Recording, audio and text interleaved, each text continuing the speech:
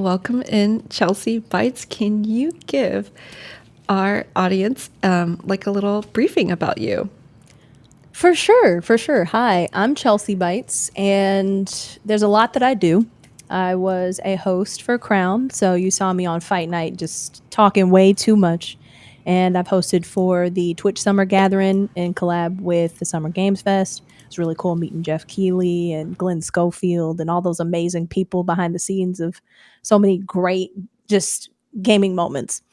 I've also just done a whole bunch now that you make me think about it. We did a commercial for Herman Miller, and one of my proudest achievements is being one of the women's guild leaders for Twitch's Unity guilds. And that's truly a piece of my heart because I can go and do all this stuff as an individual, but it really makes me feel so accomplished when I see all of my circles because already women are some of the most supportive people on any platform. Like women have women, like they really hold them together close and carry them to so many heights. And it's just great to see the women that I've known throughout my whole career coming together, having never met before and doing amazing things. So, yeah, the Unity Guilds, it kind of made all of it worth it in a way because I'm like, why am I doing stuff if I can't share that and see all of my other amazing streamers or creators do amazing things too?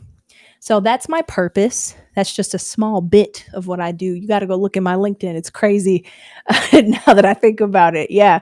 But I like to stream variety games. I talk too much. I build computers. That's like the other shtick that I do. We're working on a big build now. I wish I brought the case. It's huge. It's a giant pyramid. And it is bigger than I have room on my desk. So we're working on a big build now and it's going to be insane. Yeah. And my Cool. hair. Yeah. It's her name's Kelsey. She like nice to It's a meet whole you. entity of her own.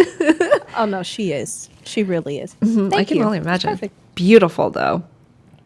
I was going to say, the computer tutor. I is it something you want to show? Like we do, or is it? So It's like can heavy I or like screen share here? I think I don't want to oh break your stuff. I don't want to break your stuff. If you ever want to take the time, and this is homework for chat. yeah. If you ever want to go through my Instagram or YouTube, I have some of my best builds on there, so I can name them. I think let's keep it audible today because I think that's fun. We've given over like 20 computers as of 2022, just in 2022 alone. But over that, we've probably given around like 30, 40 computers over my lifetime because Wow.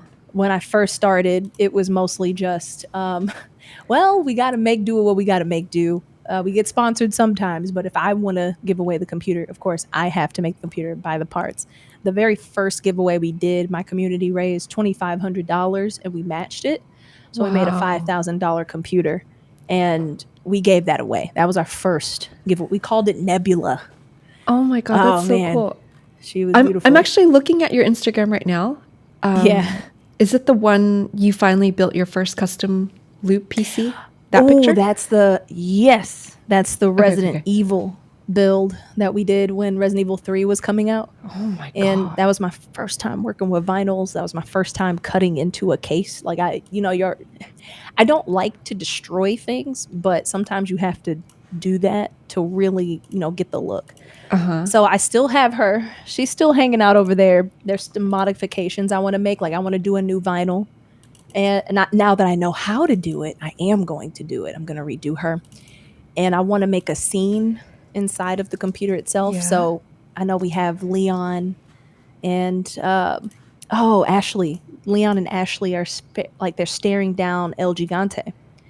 So I want to add on more pieces so it looks like the villagers are behind El Gigante chasing them down, and it really Wow. sets a scene. Yeah, there was a lot I had to learn on that build. Now that I know better, I'm gonna do better, and it's gonna be sick. Yeah. I'm like, I'm literally, as you're talking, I'm trying to quickly get that. No, you're great because they're just popping off in the chat. My Teddy's like, my husband just dragged me. What do you mean? Don't lie to her. She said I don't. They said I don't talk too much. So It must be true. It's good Oh, seeing y'all. absolutely How not. y'all doing? There. Yeah, This yeah. one. Wow, that's amazing. Oh my God. Really impressive. Thank you. We work really hard. We try. We try. So that is so freaking cool. So Chelsea, so well-rounded, freaking out here building computers. And what you mentioned about the Twitch Women's Guild was something that I made sure I wrote a note so that I wouldn't forget about. But Meadow's in here as well. And I was saying to her earlier that when you're a kid, most of us unfortunately have this experience of like going through like childhood, teenager years, or maybe university. You're in a group of friends, but it's kind of passive aggressive and you don't really feel that love and they kind of exclude you and whatnot. So you have that sort of thought that that's just how it is with a group of people. So the thing is that with you all, with the Twitch Women's Guild, oh my God, I just thought it was so unreal. So every time I interact with one of you, like I was saying, Meadow is such a champion of like me to like including me in things. It's just so inclusive, and others as well. And then, so recently, I had to talk to you in private to just, do the tech test for this today, and even though our conversation was so short, there were some things that I was sharing that just seemed very mundane. But I was going to say the way your personality is, the warmth that you have, and it's not just like empty positivity. Does that make sense? There's like so No, much yeah. substance to what you share and how you project Can you yourself. put it on my resume. I don't know if I have a personal resume, but you're gonna write my next resume because that is so, you painted it so nice. I don't even see myself like that. Girl, Oh you my ate that God. up. Oh Yeah. my God. Chad, do you hear that? I am full of substance and I'm Exactly. warm and I'm positive and I'm embracing. Yes. And no, you weren't saying anything mundane. Yeah, well, we related a little too much that night. And that's why I was like, oh, okay, hold on. Did we live next to each other now and again? Like, what's happening? Yeah. Yeah, that is very kind of you to say. And it's easy to do that when you get to meet so many different people and there's just something so different about each and every single one of them. So I was just lucky to have a chance to peek into your world because I think that's the one that's the one remiss about uh, getting to be in a space with a whole bunch of amazing women and you're only one person. So you only get to just you only get to as many as you can throughout a day. And I have to speak to Coco on this. When we first were a part of the first few months, Coco made it a point to visit every single stream. And I Wow. was like, girl, I'll catch him when I catch him because I love him. But oh my God, I got some other jobs I got to do. But yeah, Yeah. I tried to keep up with her. But that's truly just a testament because we are invested in y'all and we find y'all interesting on any level. Like you as just a being, and you as a streamer, you as a professional. It's not for show. We really do care about y'all. So yeah, girl, please. I I'm was living in y'all's world. it made me think of okay, so I was just really quick and then we can like totally move on to really fun stuff. Sorry. But Yeah. I was going to say that every time I think I know that I have just discovered just how supportive this group of quote unquote strangers are, because it's easy to, be so supportive and loving and like truly supportive and your champion if it's like your loved one or you're like your family member or Yes. actual friend in IRL real life. So every time I have a new interaction with some sort of a new event or something new, I keep discovering like there's another level. There's another level to this. And it reminds me of living in old village days where what is the saying? It takes a village to Yes. raise.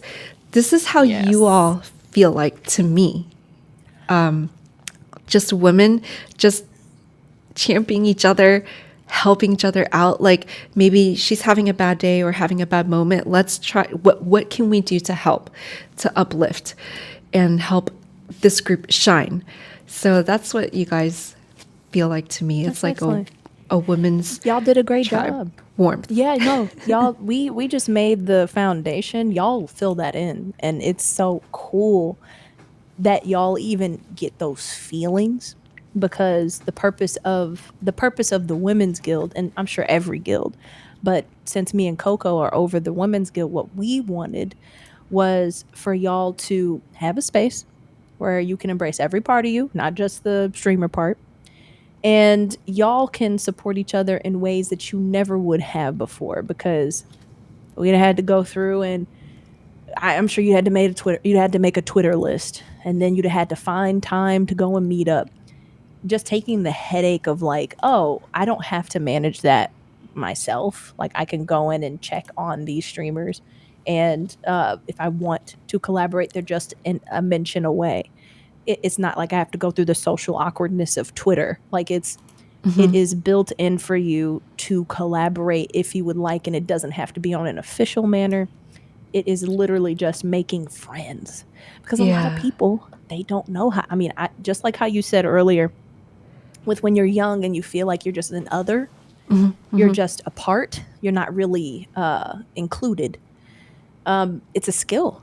It's a skill. And I went the kind of long route for a long time. I even had my mom call me out on it. She was like, oh, you're not really good at making friends. You don't connect.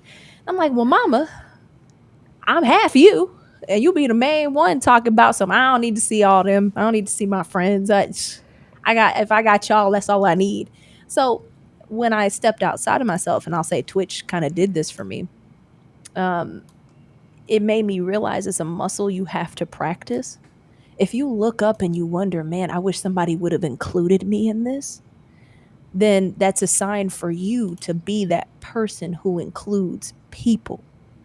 You have to make that space, and it's your responsibility, because if you ever feel left out, that's your sign that you have to take social responsibility and get in there and make that space for you. I am so lucky, and I've got so many friends now in all their different circles, all their different areas, and they're all so interesting.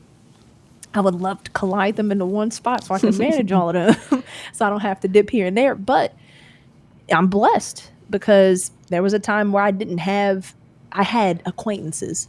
Yeah. I felt just like exactly. that. I had acquaintances and I was cool with them and I can talk to them, but I wasn't sharing anything deep. And at some points, since some people don't know how to bond, so they think they have to like trauma dump on you. So they don't even know how to treat you fairly as a friend. They see you as a place to vent or a resource that they are supposed to use. And you can be a bad friend. So people are learning to be a friend, and even harder to be a good friend. And this is what I feel. This is my personal selfish goal for guilds, is to teach people to learn how to make good friends, because good friends make good communities. Good communities make good content, make good whatever you want. Like it's whatever comes out is just good. So yeah, that's my take on it. I could talk all day. I feel that 1,000%. Like I said, I'm constantly learning how to be, like you said, collaborative, but that's just such a clinical word. How to be a friend, how to make friends again, which is kind of sad, but it's life. It's a muscle. It's part of life. It's a skill. Yeah. And I see that we need each other. And because of this, because of you and Coco and everybody, Meadow, everybody else that's like really taking charge to have these like really creative events. And like you mentioned, what you're doing, it really is encouraging all of us to have like these collaborative events and bringing that spark of creativity. So it's making it bigger, I think, than whatever you imagined it to be in the very beginning. And the bonus is like we're learning to be, to have other human connection, like friends, the most basic thing. Exactly. It's a basic thing, but a lot of people don't have. It does Yeah. bother me a lot when I go on. I understand content creation or any job even can be lonely if you have your lane and you stay in it, right? And some people really don't see the light. Some people have no idea, like the social anxiety, the responsibility, the time investment. Like for some people, it really is super daunting. So some people need to see those examples. And I think just like how you use those examples of, oh, well, Meadow is going out of their way to include me and things, like people see that. The examples that people are doing in our guilds, that is important for people to see, because once they see how it works, they're inspired Yes. to go and do it on their own.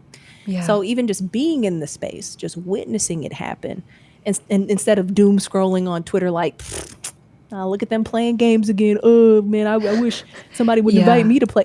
Like you can go and they're doing it already right here, and all they needed was just this room, this one little thread, or this one little chat.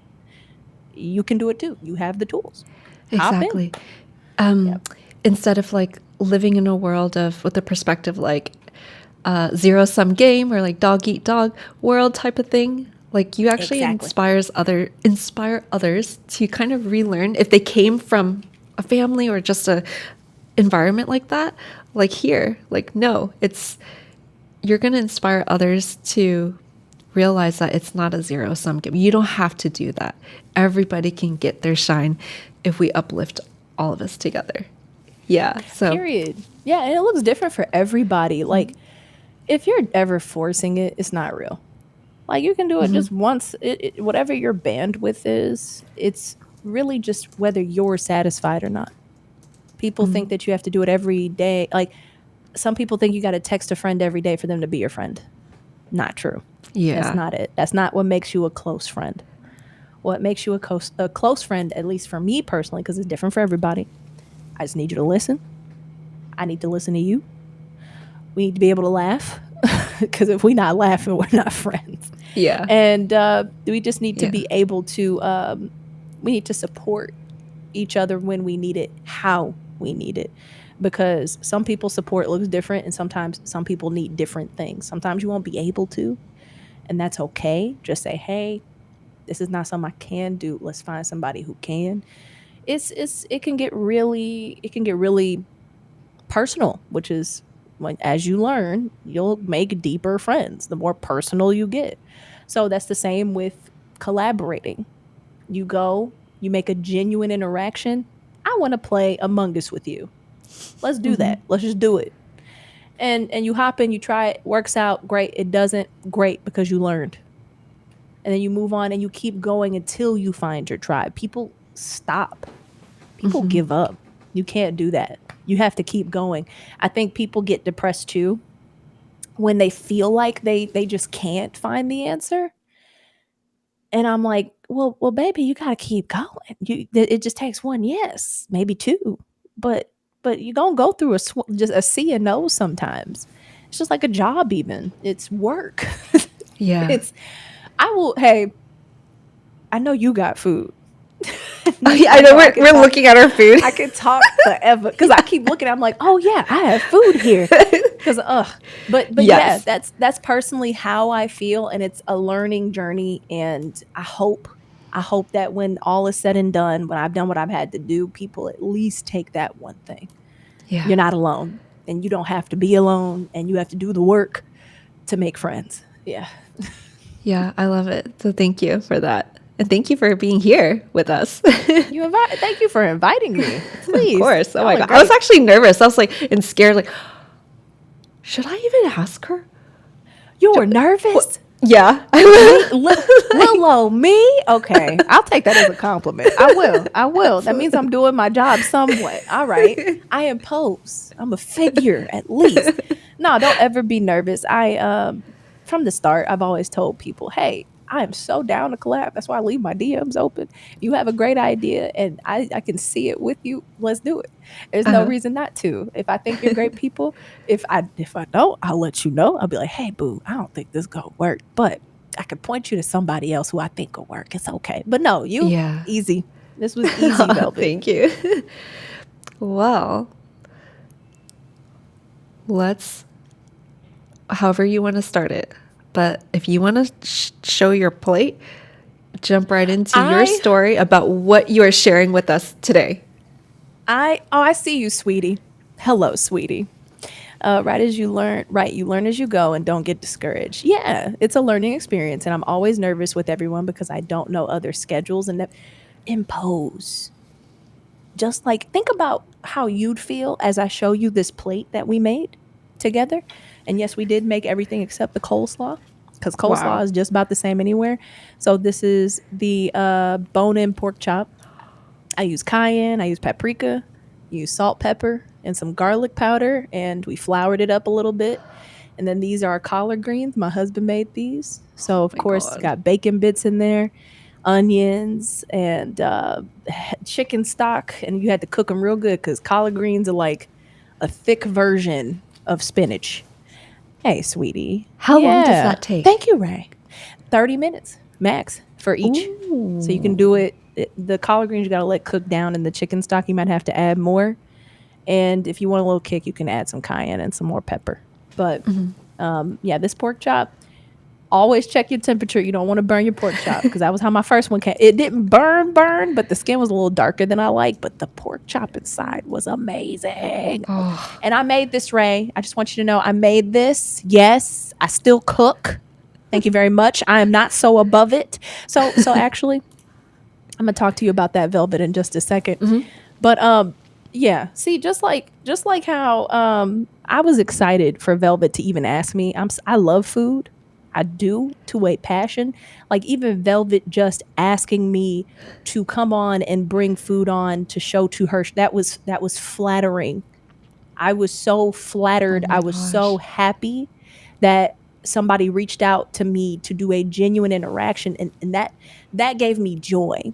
So, sweetie, if to you it's something that you think is genuine, it's just something you purely want to do because you think it'd be a great thing, and of course, hey, if it benefits both people, like in viewership and whatever, that's fine too. But they would be flattered, and anybody who isn't, they don't deserve you. So even if you feel like you're imposing, you will never know unless you ask. So you gotta grow. You have to get comfortable with being uncomfortable. And that's what I tell everybody. Everybody needs to get comfortable with being uncomfortable, because you will not learn. Exactly, Velvet. You will not learn until you do it. So, Velvet, did you make this too? Or did you buy it? What did you do? No. Do you have some with me? What did you say? But I wanted to add to that. That's exactly correct, because you made me just realize, like, with ASMR, that's the normal content around here. But I usually, a lot of people like to hear positive things like, yes, you are great today. And I'm always like, I'm going to take the David Goggins style. No, are you great today? You have to at least put in the effort. Yes. And if you're not doing good right now, just be honest. If you suck right now, it hurts. It really just embrace the hurt a little bit. Yeah. You know what I say? You're honest, to make that, and you can improve. Yeah. What I say to make that, because another thing we struggle with is being gentle with ourselves. We're very hard on ourselves because people compare, and we shouldn't. We really shouldn't compare, because your journeys look different. And yeah, you recognize when you're not doing your best. You do. You know when you're not doing your best. Yeah. And you could be better. But at the same time, sometimes we look and we see it's not the same as what we think our best is. We don't realize that our best looks different every day. Exactly. It just does. It just does. Sometimes you are somebody will throw a tire at you out of the middle of nowhere. They'll knock your knee out and you can't get up. But you still got to go to work, and you still got to your emotions may be bruised. You might not be in the best mental space, but you still have to show up and do what you got to do. And that's okay. It's okay, because your best is going to look different as long as you did what you could. That's what you got to come home feeling proud. As long as you come home feeling proud, you did what you had to do.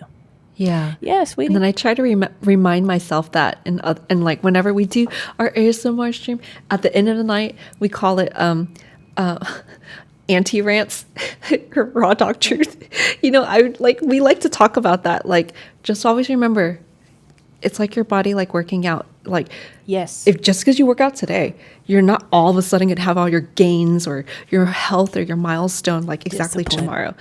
And plus, Yes. it's not like linear too. It's like this. It's like a wave up and down, but you're still progressing. But like you're in such like a micro vision, you forget to give yourself grace. Like, hey, I am Exactly. actually doing. I'm doing something today that will improve upon or benefit tomorrow. So just always keep that in mind. Yeah, you don't get to see, like, if you're sitting with the same body every day, you don't see your gains. Yeah, I love them. exactly. I love the workout metaphor. I was like, you don't see your gain unless you're Yeah. taking pictures every single day. You would look up surprised and be like, wait a minute, hold up. I really gained all this muscle. I thought I just had the same old body yesterday. Yeah, it's good to reflect too. It's good Yeah. to hype yourself up. You got to be your number one cheerleader sometimes. Yes, exactly. So yeah, it's a balance. I'm a Libra, so balance is always my thing. I'm like, all right, I know I did great, but I also could have did better, and it's always the wishy washy back and forth. Like, oh, I did good today, but I probably could have did this too, and but I'm kind of badass sometimes, but oof, I should be. You're like, I should be here, blah blah blah. That type of stuff. Yeah.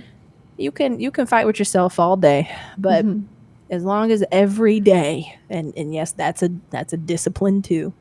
Every day you do something you love, every day you do something you're supposed to do, or well, do as many things as you're supposed to do, and do as many things as you love too. You're doing great. People try to rush through life. Slow down.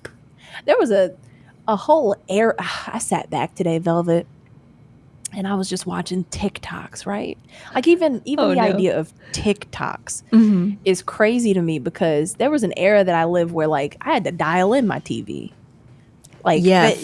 internet. you're What is talking about. internet? Right. And just all the social, I was reflecting on this today, all the social changes. And life changes so quickly, like so quickly. And people are trying so hard to just get to the next thing and the next thing and the next thing. Yeah. And it's like we're rushing through life. And I'm like, slow down.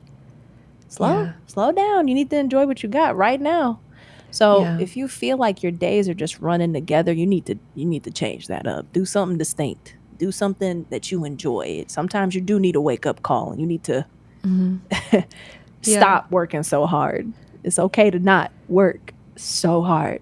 You can enjoy yourself too. Thank you for sharing that I see you, wisdom. Paulina. Oh no, y'all be knowing it. I'm just reading y'all's Yeah. minds. That's all. But yeah, That's all. the social media thing, I always try to remind everybody too, like, remember it's all curated, it's all edited. So remember that little moment right there, that's not every day 24/7 of that person's life. They're not super duper happy at that very moment. They're not looking like that Oh, do not all the use time the either. internet. Yeah. So Girl. don't fall into that doom of yourself, like you mentioned, the comparing, Yeah. which I know a lot of our young niece and nephews that's what's happening right now, unfortunately. Those children. Oh my God. They haven't lived life. Hold on, let me pull this up. Yeah, nah, it's funny what kids worry about. I'm like, you don't even do your taxes. Like, you don't even know. You haven't even gotten to that age where your insurance finally goes down. Yeah. Like, Oh my God. yeah, it's really a societal thing, I feel, where we have to be younger and we have to be accomplishing things so much faster. And it's like everywhere else, that's just not the case. Everywhere it's okay to take a break. Everywhere it's okay to get paid fairly and not bust your butt for it. It's a lot of things that I wish we could embrace and show for the younger generation, especially because they don't need to see us out here. Especially, imagine going into content creation, hours and hours of sitting at a desk, and you get crumbs sometimes. Like you really do work for almost nothing from time to time, at least at the start, especially. And yeah, you don't want to set that example that people deserve your time, that people deserve you working too hard. It's okay to treasure yourself. Y'all need to be, hey, chat, y'all need to be treasuring. yourself, okay? And let me show y'all some food real quick. I'm cutting Yes, into my pork please. chop as we speak. Oh my God, yes. As you're doing that, I will show you mine. I did Yeah. the only thing I made on here was the broccoli.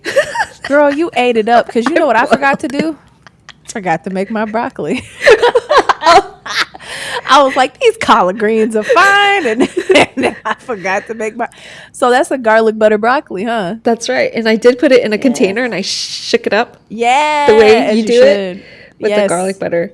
So the bone-in pork chop I got from this like diner place. The rice that you mentioned. I won't, but yeah, I have everything on here, but I did not make it. Girl, you did that. No, because, hey, I normally wouldn't be making mine either. Somebody would have made it for me. No, that's perfectly fine. And y'all look at that. Perfectly. Like just Beautiful. Ooh, yours is cut, so thick. fried. I made this.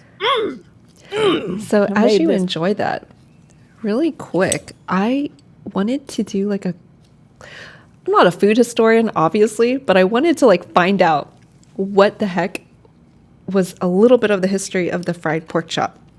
So I know Right it's on like me. a epitome of freaking comfort food. So origins are because it just wasn't really well documented at the time, as you can imagine. No, But it so wouldn't. a older origin, of course, is has European origin from Germany, Austria. They call it the Wiener Schnitzel. So it's the same. Basically, veal or pork, tenderize the meat, hammer it down, or smack it down, breaded and fried. So that's what I was able to find. And then now, modern times, skipping much forward, I know a lot of people out there, they're familiar with Japanese food, tonkatsu. So that's the Yes. Japanese version. Now they have their own version. Again, same. Fried, Yeah. breaded pork. Fried right over, do they do it over rice? Or do they, You can have it like can. with even some with ramen or like curry Yes. rice. Yeah. Now it just actually so happened today. So every day, Women's History Month that I stream, I'm learning for myself too. So I give like a quick little, I don't know, 5-minute history lesson to the chat. I find a woman of significance in history. Today was actually Miss Edna Lewis, and she was the first female Black cookbook author. Oh. Southern food cookbook author. She eventually made 4. Quick rundown is that she was born in Virginia, moved to New York, like 16 years old. She had to find a job as ironing, but she got fired within 3 hours because that just was not her thing. Hilarious. not. But here's the thing, though. Really cool fact about her is that she was better at sewing. So seamstress, she made dresses for celebrities like Marilyn Monroe. And then after that, she again collaborated, the word that we're talking about, actually having a partner. She actually had a restaurant with someone, Cafe Nicholson. And get this, that's where she featured some of her Southern cooking there to east side of Manhattan, or lower east part of Manhattan. Yes. Her clients were Salvador Dali, Dolly? Tennessee Williams, Eleanor Roosevelt, Marlon Brando What? ate at her place. Exactly. I'm going. I'm buying the book tonight. Yeah, she And has I'm going to 3 find it. Yeah, she's so kind of give you context of time. She was what was it? 19, Oh, 72. Yeah, she died book- in her 90s, but so she was born in 1916 and passed away due to cancer 2006. So that is Miss Edna freaking Lewis. So On Pi Day? On Pi Day? That is amazing. yeah. That's a food fact right there. Let's go, Edna. She ate that up. I have to go see if they have any places that still tout her in New York. I go to New York a few times. Oh, I love I New know York. I went to Manhattan. And people were like, well, you didn't go to Brooklyn, so you didn't really get the real experience. Or I didn't go across the river or something. I'm like, dang, ain't all New York, New York? What's going on here? But yeah, apparently I need to spread my wings. But I would love to go and check that out. That would be amazing. I have to go do my research. Thank you for that fact. I learned You're something. welcome. I know. I was like, oh, this is so serendipitous. Heck yeah. Let's feature Edna Lewis. I was gonna say, Manhattan is very New York. I feel Thank like you. people that live there, they would argue, whatever, Brooklyn now is not what it used to be. It's so gentrified. would. It's so like hipster They would. now. Yeah. Which it kind of is. I mean, I'm glad it's actually safer. I went a little bit for a wedding. We just went down just to visit. And I was like, oh, this ain't what I expected. All right. I was like, this looks a little more, what's the right word? Up. I don't know. Modern. Oh, yeah. Absolutely. I was expecting like some grit or something. I don't know. But yeah. Exactly.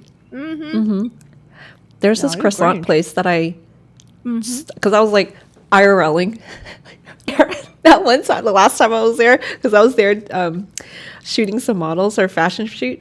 And then I was like, ooh, I really need a croissant before we cross this Brooklyn Bridge. So it's this little cafe, bakery, sorry. Something Paris, obviously. But I'm on it. their I croissants. think I drove by that. Huh? Is it still there? I've is. seen It I've is. seen a lot of Paris themed things. Okay. I'm gonna have to go.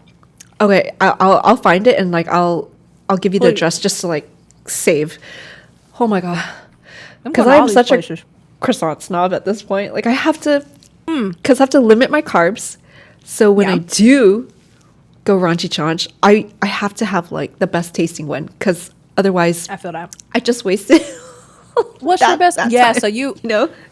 wow, let's talk about it. I was thinking about that whole. I'm not sure if you're going keto, but I know carbs will weigh you down. I try not to eat carbs in the morning because that's just the worst time to eat bread. Eating bread at night is probably the best because you can go to sleep on that. Good point. But right? But so I need to know what's a good croissant to you. Texture, consistency, all that. Yeah. Okay, so ooh, Meadow has a croissant place to whisper too. Ooh, oh my god. I'm about it. So, on the outside, it must be crispy. Yes. Inside, for me, I like the thin layers. And as far as like the taste goes, so I've seen some, for example, grocery store croissant. It's going to look Girl. like bread inside because is. it's not folded enough times with the butter, the good butter. Now, as far as the taste, I've had some that is so bland that is unacceptable. I'm like, I just wasted my carbs. How dare you? So, yeah, it needs to be a little salty, a little sweet. I like that. Do you put Yeah. chocolate on yours? Okay. Sometimes I get that chocolate croissant, but I like the classic one because I like to just eat the outside and then eat the inside Yes. in that order. Or I do, I do like my period. French friend. His mom taught me the quote unquote proper way. This is how you do it: a slab of butter inside with the Yeah. French jam. And I'm like, yes. Oh. My God, that's perfect. I could see that. I've been trying to get on with jam, and I know, it's a taste. But me, jams and jellies have never mixed. But I get the point. I think I would actually do better with less sugar on my preservatives or jams and things. I'm 'Cause going to I be like- right back as you say that. I'm going to show you the one. I'm going to show Show you me. the one. I got you. Yeah, Chad. I hate jam. I hate jelly. I can't do it. But if I had like something that just left the essence of fruit, I'd be so about it. Like I could do like a grape light jam. I just don't want the sweet, like sticky leftovers of it all. So Oh, that with is absolutely cheese. correct. Hold up. I have With 4. cheese? Yeah, show me your jams. It's Girl, all wait this a French minute. brand because Oh, they say don't I've have heard of Dalfor. added Yeah. sugar in there.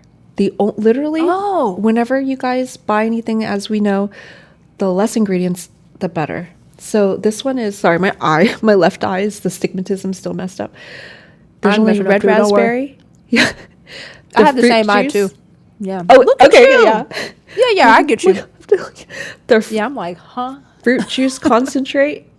So it's just like the grape juice is the sweetener, and then there's fruit pectin. Those are the only ingredients. So I like red raspberry. I have strawberry. These are all from my freezer or refrigerator. And apricot. I really love apricot. That's the one I would There do. you go. I think I would love apricot. Yeah. Okay, And I gotta And try same it. with this guy too. Apricot, and then the fruit juice as the sweetener, and fruit pectin, and then lemon juice. That's it. Let's go. That's Bet. it. So I'm I on it. only get this because Only. of it's just so unnecessary to have extra sugar. But this is the I think the- that's why I the got put traditional off of French it. way. My dad and my mom would keep getting like the super sweet, like Welch's jam or whatever, like the Yeah. super sugary, and I'm just like, y'all, this is too much. Yeah. This is It's a not good for us, lot. and unfortunately not the quote unquote real thing. But it is. You put me onto that. I'm gonna try Yeah. it. I'm gonna try it. I like that. Yeah. Mm. You might, yeah. I feel like you might actually, if you just don't like too much sweetness, then, but this would be like a good option. Because I always look like, there better not be corn syrup, there better not be cane sugar, because it's already sweet. Oh no. Oh my God. Okay. Thank you, chef. That is my son. I thought I Oh. turned everything off. That's Eggy. Oh, I didn't Murphy. hear anything. Oh. Oh, that was y'all. They can hear it. Can y'all hear it? Wait. Wait, that's You your can son? hear something?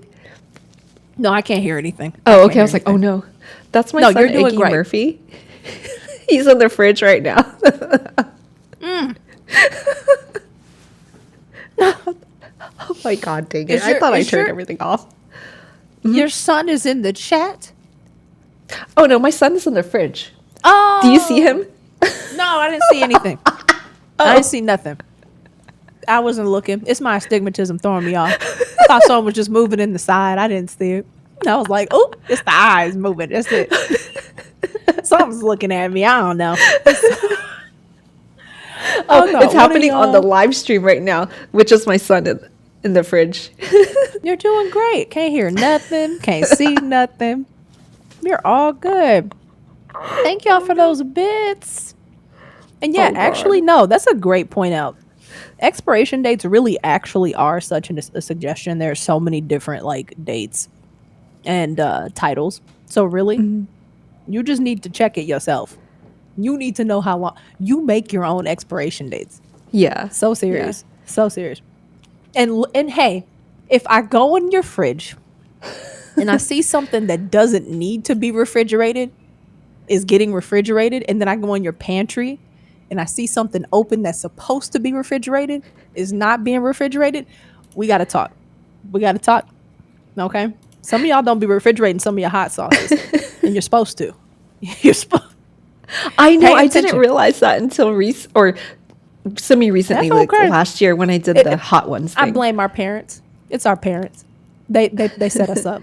They were like, "Oh, just put that in the pantry." I'm like, "Okay, that's not what we're supposed to be doing." Go put, yeah, Beto, you better be checking your. I know. It's like, oh wait, what? Uh-oh. Just I have read so your many box. hot sauce that are not in the I freaking think fridge. it's either the sriracha. You gotta check some of that stuff. Check some Yeah. of it, because if it starts turning brown, it looks like it's starting to dull. That's because you weren't following the instructions. Yeah, some of them, not all of them. Some of them. So just read the label. Read the label, okay? Yeah. So, when you were growing up, is this what you would have for Sunday Heck supper? yeah. Oh, Tell us more yeah. about that. This was this specifically, my mom, because I'm my mom's first child, so I went through every phase with her. So from broke college student to my mom having her own business, making her own friends and all that, and she would invite her friends over every Friday, we'd have a fish. We'd have a fried Friday, right? Friday, or whatever you want to Oh. call it. But it was fish fry Friday because they mostly did fried tilapia and all that. But I couldn't do it. I was like, I can't eat this fish. It's bottom feeder fish, mama. It don't even taste good. I don't like it. So she would make pork chops for me, or my grandpa would bring me pork chops, which is what normally would happen because my mom was like, "You're not too good. You're not too good for the tilapia, Chelsea. You're not." So on a good fried Friday, I would get my pork chops. He'd bring me some rice and coleslaw. I was the only one who liked coleslaw out of all of my siblings Oh, I because everybody see. thinks it's here's the coleslaw. I promise I got it. All Yes, it's right. best when it's made. Please, if it has no mayo in it, it's wrong. It's wrong. Okay. If it's not Yeah. made with some form of egg, it is wrong. But yeah, just you don't have to get no special coleslaw. It just needs to be made with mayo, needs to be seasoned, and have some carrots in it. And it needs to be fresh. Should not feel slimy, like the cabbage has been sitting for too long. It should crunch. And so he bring me this, and we'd eat it together because we like coleslaw. Me and my papa, Oh my so we'd God. have it. And then my mama, she would make the greens.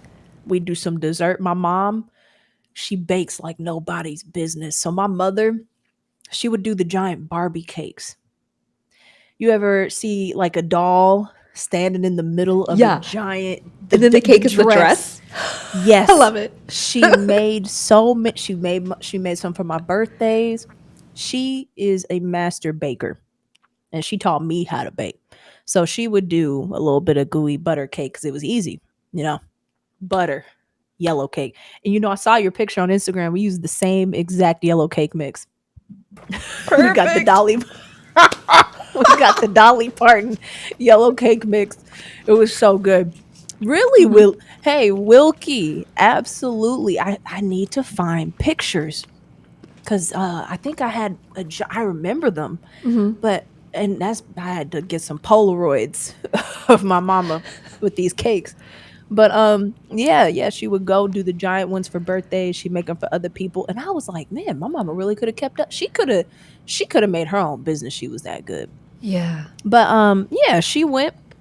She make us just a mess of cake, and it's supposed to look like a mess. I promise, because if it's not buttery enough, it's not gonna crumble right, and you're supposed to look like you didn't got an apple upside down apple turnover or whatever people call it. So yeah, she'd make something sweet, and then she'd have something fried. Then we have to have a green, even though it was definitely gonna blow up our blood pressure because it had a lot of salt. It was seasoned. So nothing good for you except the coleslaw on this plate. Right. And this is what we'd eat every Friday. Yeah. Wow. My siblings never really got to experience that because she Really? did it. There was a phase. I have a really, really large gap between my siblings. So I'm like decades over them. Now, mom had me real young. So there was, again, when I say I saw my mom through phases, I saw my mama through phases. And of course, my family is really fertile. So she was able to have as many kids as she wanted, even later, even after I was grown. She's always wanted 6 kids. She got 5, but she adopted so many. So my adopted siblings got to take part in this. But I sit back and I'm like, man, it's funny, seeing your parents when you get even older. And you're like, wow, you really get different parents. You just do. It's just stuff they'll never know. They were there, like maybe one of them was there, but they were so little, they weren't gonna remember that. They were gonna remember that. So yeah, I gotta find those pictures now. Yeah, we want to see those cakes. Oh Yeah, my I God. have to show y'all the cakes. And That's yellow cake my- does hit different. Yeah. Yeah. And Meta said, good for your spirit, even if it's not good for you. Exactly. Mental. It's a Friday. I don't want to think. I just want to eat. Yeah. Boom. So this is your well, because you're Friday. Yeah. Friday. Friday. Because your grandpa, you call him Papa? Yeah, my papa, he's passed now, so he can't get me any more pork chops. Bless the Aw. man, because he used to. I know a lot of y'all go hear this and y'all be like, "Oh, I was wrong," but I was his first grandkid or his first granddaughter, So he called me Pig because I would eat so much. Come on, Pig. Let's go get some food. Yeah, and I'd be like, yeah, I can Papa, let's see go it eat. right now. The It was scene, I mean. all yeah. So Oh, cute. I'm only this tall. I'm only this tall running around. I'm Exactly. about to go eat with my papa. And yeah. He would I used to eat so much. That's one thing I'm working on. So the one thing was streaming or sitting down, like because before a streamer, I'm a computer scientist. So I was Yeah. gonna be sitting at a desk my whole career after I decided to go to college. I went to college late. I did. But I was like, I might as well get a degree in something. And my papa was a Q&A engineer at NASA. So he showed me Wow. that man. I mean, we don't call it Space City for nothing. I'm born and raised Houston. So, seeing him show me all the consoles and because I didn't get to see the cool stuff, Uh-huh. like the rocket ships and, Right, right. where the astronauts train or whatever. And I got to see the nerd stuff in the back where they did math all day.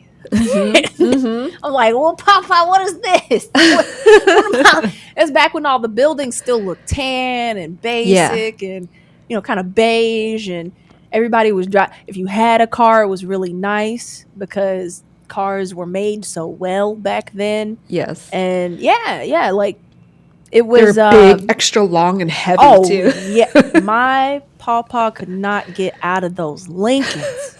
My God, it was a Lincoln or nothing. So yeah, he would take me out to NASA now and again, especially for bring your kid to work day, and I get to like learn. I guess I was mostly just bored because he had to work and I had to sit in his office Yeah. from time to time. You can't have no kid running around at NASA. But when I did escape his office, I saw this dude sitting up. He just had like a million consoles around. He was just laid back like this. And there was just TVs all in front of him. I'm like, what is he doing? Is he just watching TV? And I got to see the launch pad through one of the consoles. And I was like, that's a rocket. Wow. Whoa. And he was like, well, that's one of them IT folks. Uh-huh. So I that translated over the years, and I finally got to learn what the heck he meant by IT. Because at first I thought I wanted to be in IT, and I was like, absolutely not. No, that's not me. I'm not here to fix anything. I'm here to make stuff. And bless you if you're in IT. You are doing God's work. If your grandma asks you, can you fix the printer? Just hug an IT person right now. But yeah. Well, I see you. The thing about Houston is that we had the best. Yes, we had so much to pick from in Houston. Like truly, I was spoiled with good food growing Yeah. up. You could get anything, like anything. Wow. That's really cool that your freaking grandfather was working Oh, at he's shit. NASA. Right? I'm like, damn. Okay. I I'm like, all know. right. I see you, old man. It was. Yeah. He raised greats. He did. He raised great people. My mom is really selfless and she's always had a big heart. She's always wanted a big family and she's got that. She's got a huge family. Like my God.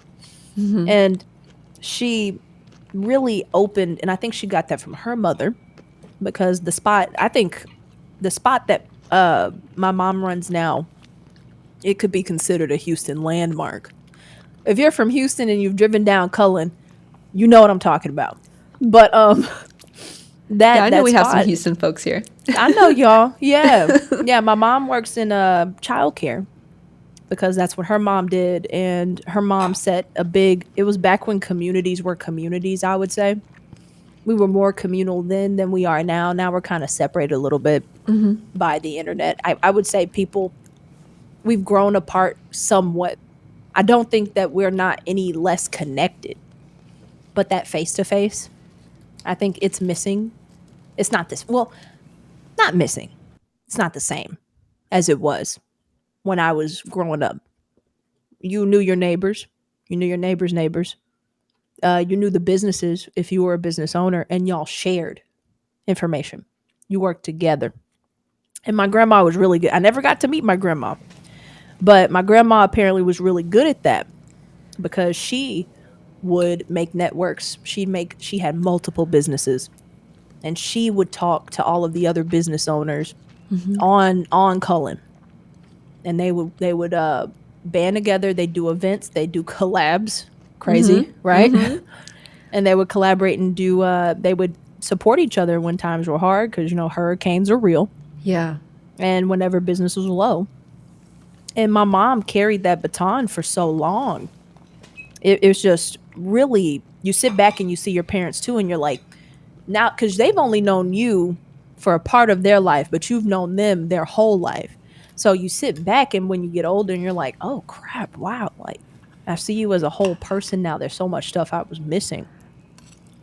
And the legacy that my mom carried from her mom and her dad is insane. Insane. Multi business owner, multi entrepreneur, and a NASA engineer. Jesus, right?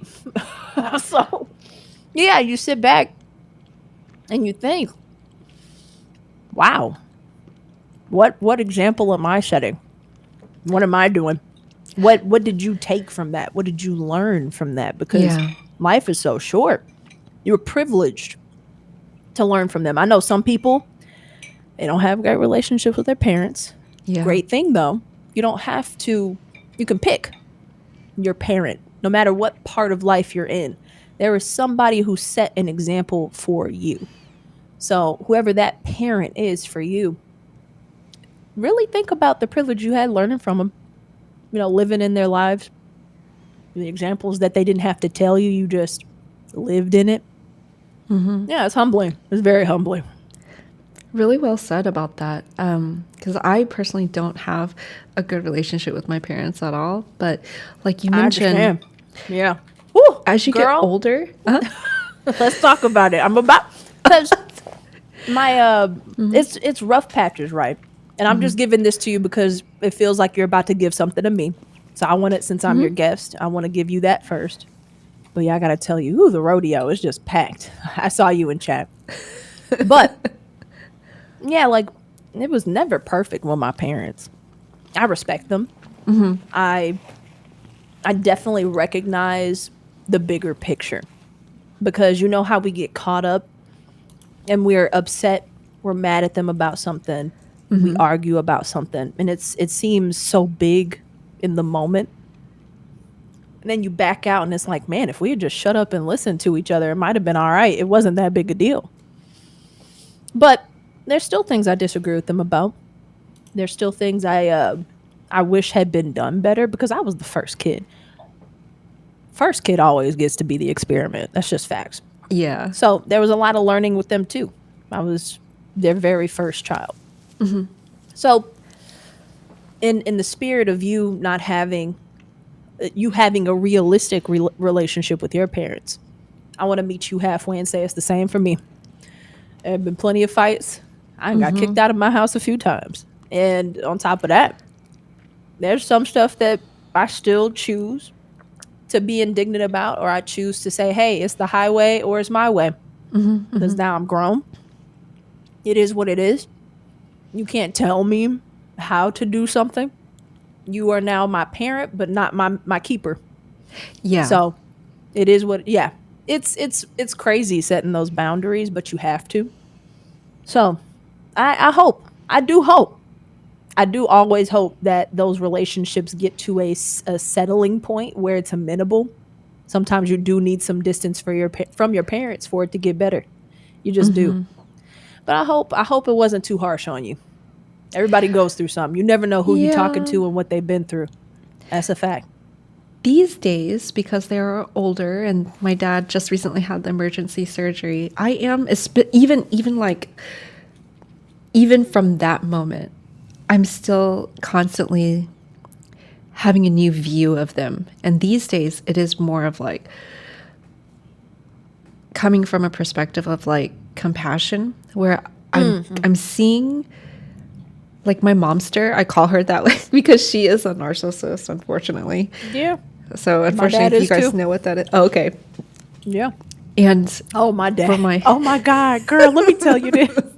Because I tell my parents, I'm very comfortable talking about them. I don't give out like their personal information. Yeah. I never say something that's not something I was directly related to, because I respect them. But if it was something that happened to me, oh, it's game. I can talk about it on stream, whatever. Right. I think the funniest thing was because my dad, he's always living in like, oh, it's about me. You know, I know the answers, blah, blah, blah. I'm the man of the house. And twice now, I invited my dad to like weigh in on something. So I was getting my husband like some jewelry for his birthday. So I sent my dad a picture of the jewelry. And he was like, oh, that's nice. That's real nice. Yeah. So when his birthday rolls around, so you got it? Did you get it? I was like, get what? He's like, you showed me the picture. I just wanted to make sure that I was ready. You know, and I was like, wow.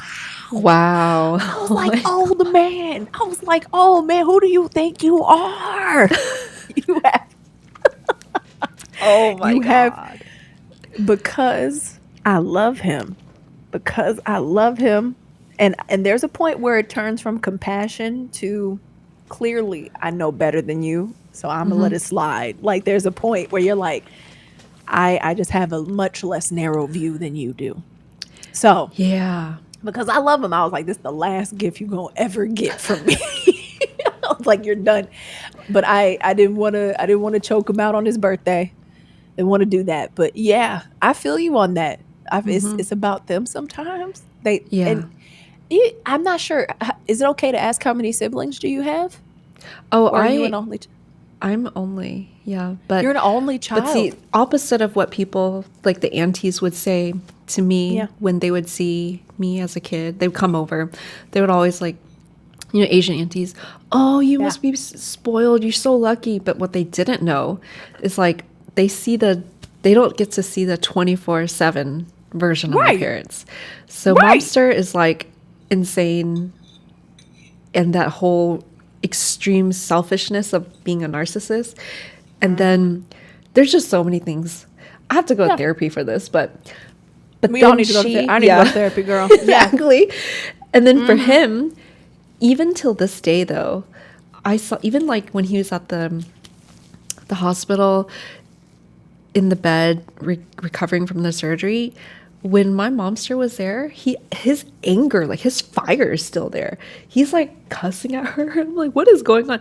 So for me, it wasn't like that classic, you know, you're so lucky to be a single child. For me, I was like physically abused and mentally abused, heavy. And I didn't understand if like, is this happening to other Asian kids or is it just me?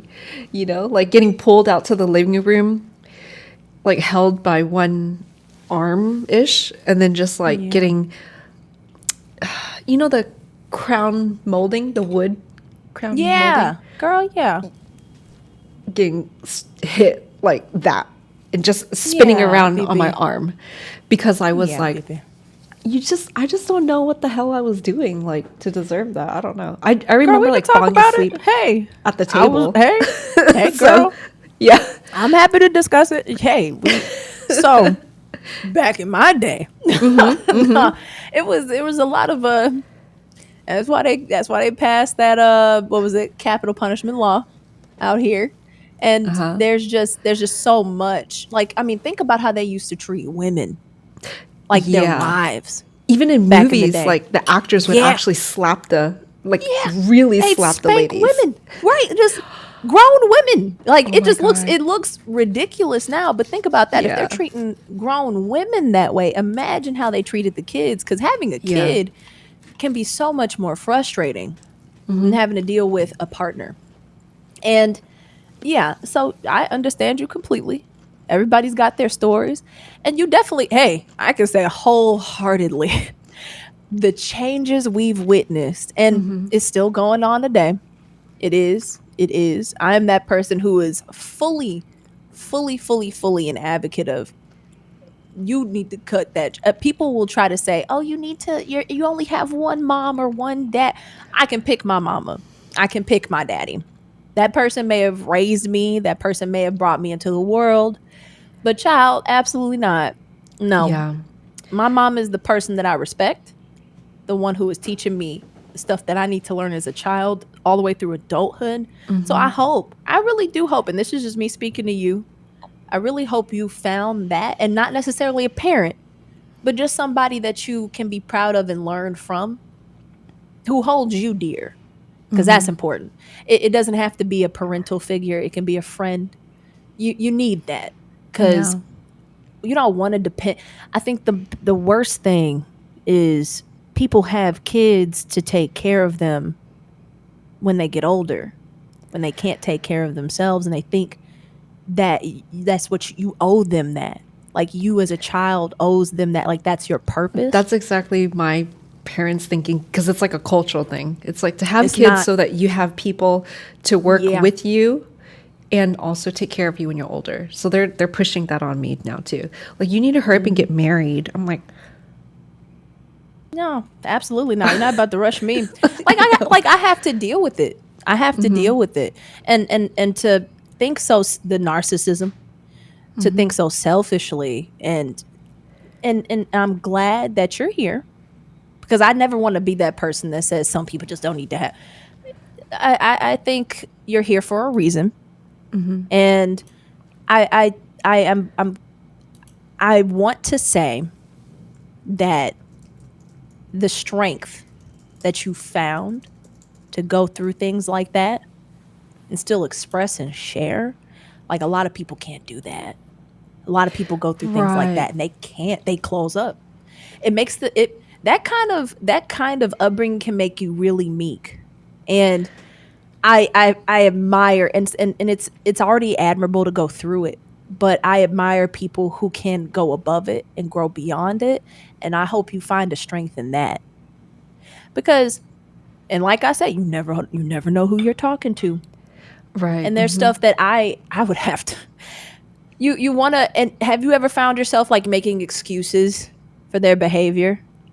Or you're like, well, they did this because, or it's because they were raised like this, or he only did that because he thinks this way. He's just. Have you ever found yourself doing that? I'm curious it if was it's like okay at, to ask. Yeah, definitely. I literally did run away from home once, but then also running away, meaning like always having like partners while I was going to university so I could stay at their house.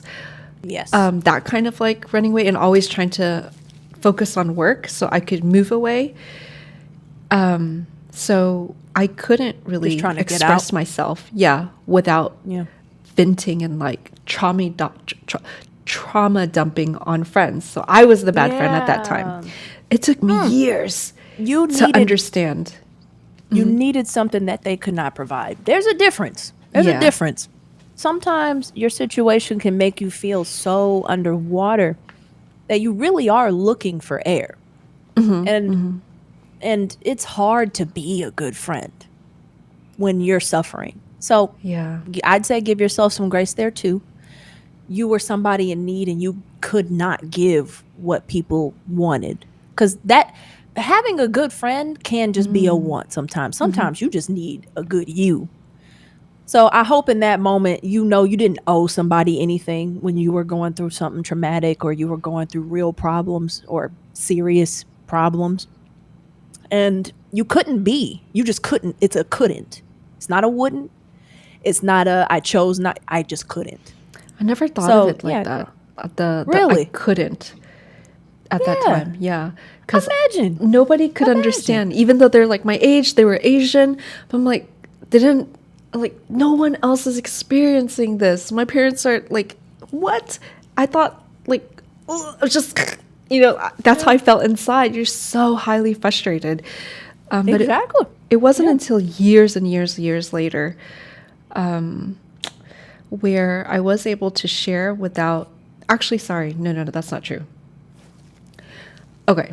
Not saying this to pander to the crowd, or because we're literally here streaming right now.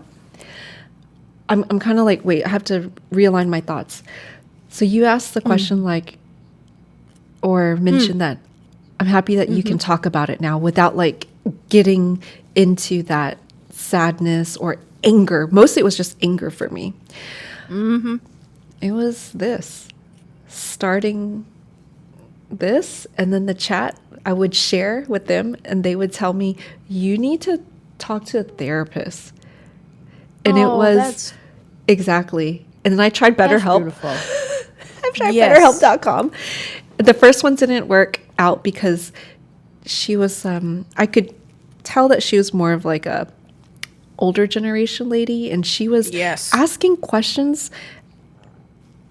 in the sense where it was leading, where she was just trying to find out if I was like hurting my parents. I'm like, what? This is a strange conversation. She So made she's you very uncomfortable. biased. Yeah. So She made you I uncomfortable. stopped that, and I got another one, and she was like perfect. She helped me question myself in a productive way.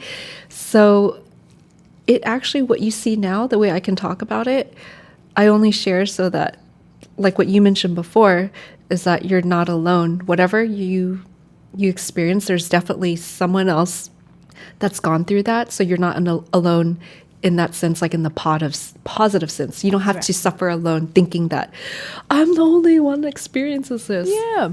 Heck Yeah. yeah. Heck yeah. Hey, let me give you a little respite. I drag my parents every day, and that's for a good reason. I drag all parents on stream because I think the number one thing, and hey, I respect parents. I love parents. I know parents in their own weird way.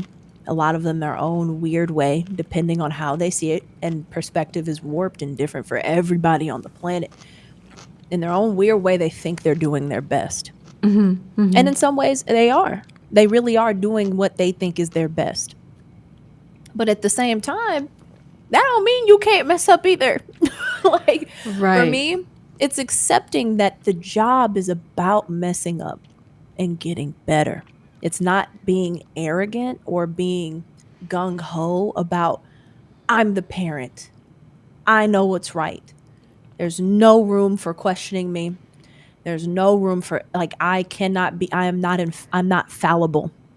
That's how I am my infallible. momster Yeah. is. And with Yeah. most Asian culture, it's like respect your elder, you cannot question them, and we're always right. We're always correct. You know what I'm proud of my parents of? I went through that. I went through you can't talk, like talking back, even rolling your eyes. That's something warranted for you to get slapped around. Yes. Like, that's just facts. And it's some people will say that with the point of pride. They're like, oh, if I had said anything like that, I'd have got this. And I'm like, well, that's not okay. Challenging that sentiment now, I feel, is important because now my parents have grown and they listen to my siblings. They let them speak. They've grown. I'm very proud of them because the stuff that they do now, I would have never been able to do that when I was a kid. I would have never been able to do that. And it's not a point of resentment because I also had to sit back and, just like how you had someone question you and ask you, like, okay, what do you really feel? It's really getting down to the truth of your feelings, your motivations, understanding why you do things, why you say these things. When I sat back and I looked at how my parents were with my now siblings, my youngest brother's 10 years old. 10. He's a baby. And seeing the stuff that he got to do conversationally, because I was very privileged. Like, I got to do a lot of stuff. My parents were very, very concerned with my education, me being a well-rounded person. I mean, look at where they came from. They have great people to follow up. So it was never a concern of, them taking care of me.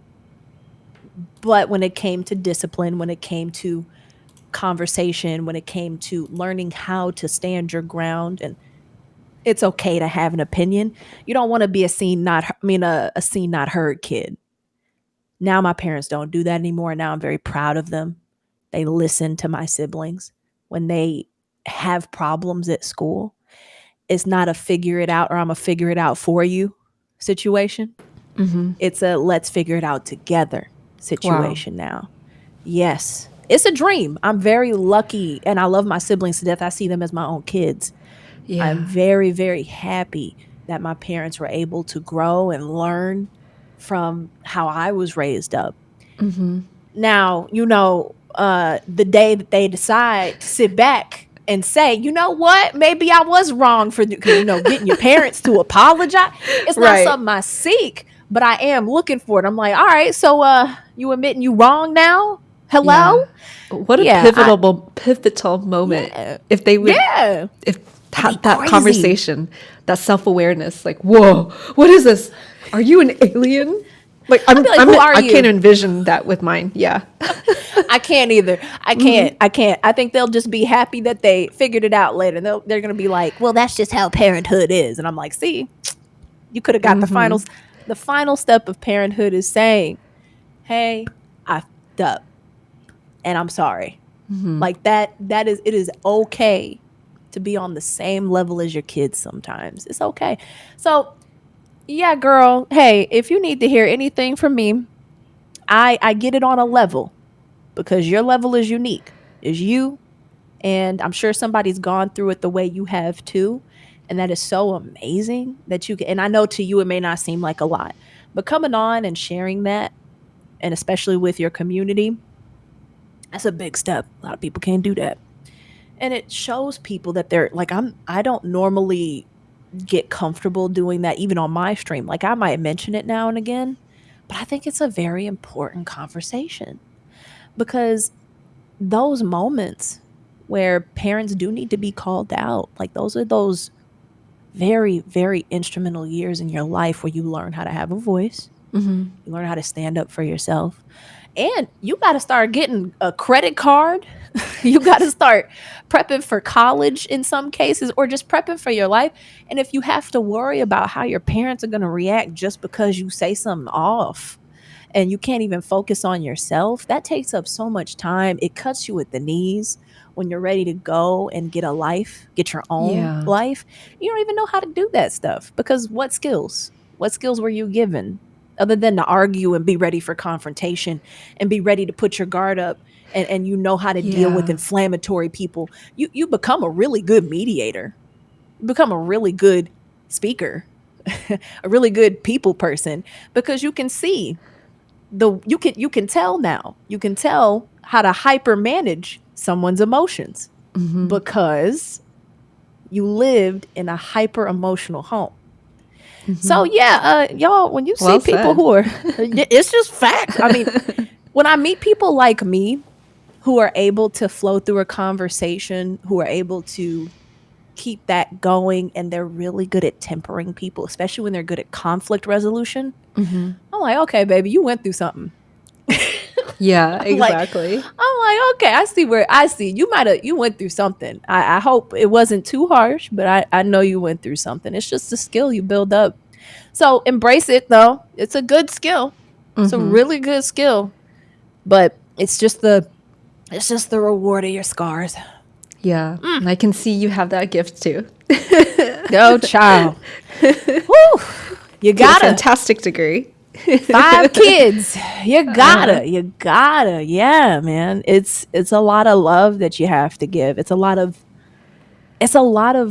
excuses that you have to make sometimes. Sometimes you have to really try to sit back and empathize. You think you can empathize, but the real growth is being like, nah, they're just wrong. They're wrong for that. They shouldn't have did that. So Exactly. And not have the to feel conflicted. I went through a lot of that, to feel conflicted. Yes. Like, but they're your parent. Actually, I love what you said earlier. A reminder for everyone is that how others only have a very one-dimensional experience, and they're unable to maybe fathom that others have the complete opposite of yours. So meaning an insane childhood, and they cannot love the parents that the way you love yours, because their experience was completely Yes. contrasted. So you can't force that onto others, because this is the perfect noun that I have. Because I keep having these like stupid daydream scenarios in my mind that my cousins or something will try to call me out on, like, why don't you talk to your parents more often, or whatever they try to say. I'm sorry, that is my abuser. So I cannot hang out with them the way you hang out with your parents. So don't be afraid to use that. And when you frame it in that way, because they are truly your abuser at a certain point in your life, maybe not anymore, but because you don't want them to rob you of your future, but to help other people understand quickly. Yeah. I cannot hang out with my abuser.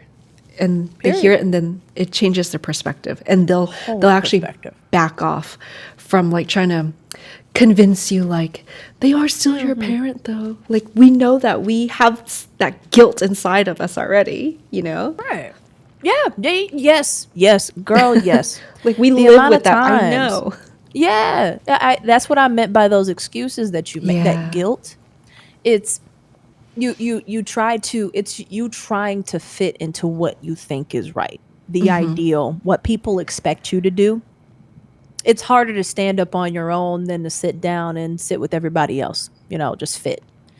And when you finally just have enough of it, that conflict, that guilt that you're feeling, it's not only you trying to find an easier solution, but it's also you fighting back against what's not right. Because there wouldn't be a conflict if there wasn't the ebb and flow. There's you trying to protect yourself, but then there's also you trying to make it easier for everybody else. And there's always going to be that. And that's where the guilt lives. Yeah. That's what's making you feel that. And when you win is when you put that guilt aside and realize, no, they should be feeling that. That's if somebody really took you as a whole person, they respected you as a whole person, they would see it from your eyes.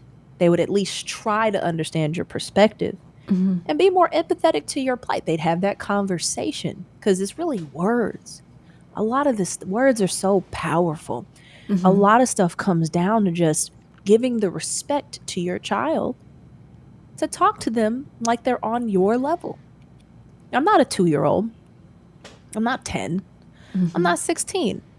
Maybe I am 16, but you've been 16 before. So you should be able to meet me there too. Right. It is, and that's and let me tell you about this, Velvet. That's why I even if I'm a computer scientist, even if I go into like mixed reality, if I just focus on computers for the rest of my life, if I just do the ones and zeros forever, I don't have to deal with people, even though, let's just say I cut off a stream. I'm like, all right, y'all, the bite command was fun. I'm just going to build computers for the rest of my life. There is still that in me where even all the little slips and falls that my parents made, I know for a fact there is something that I can attach myself to, because watching my mother be patient with those children and with the social side, I always give my mom so many flowers, because where my dad kind of slipped, my mom picked up. She was always there for me when it came to, she tried to understand me at the very least. My dad was somebody who more shut you down.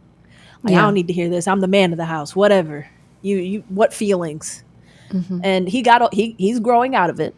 He's doing good. I'll give him his credit. And my mother was like that from jump, because she's a more social, emotional being. Guess that's just a woman thing from time to time. But watching her go into childcare and the patience that you can have even at that level, talking to 2-year-olds. Right. And explaining, like, that's really all it is explaining to them, hey, I understand you're sad right now. It's okay. It's okay to be sad. But if you want to be heard, you have to use your words. So let's go through it, cry it out. When you're ready to talk, I'll be over here.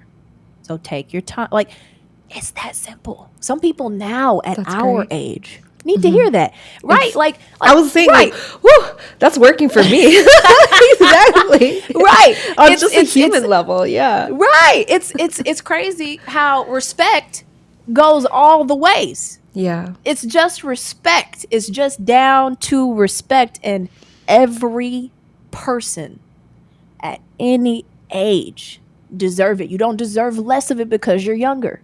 You don't deserve more of it because you're older. That's another thing I've seen. Old people being like, get out of my way. I'm 90 years old. I'm like, baby, yeah. Right. I'm like, I don't know you. What you doing? Scoot on out of my way. Go on. But you don't have to be rude about it, sir. I will. Yeah. No, I mean, like, I'll be rude about it to you now because you rude to me. Exactly. Oh, you thought I was gonna get up?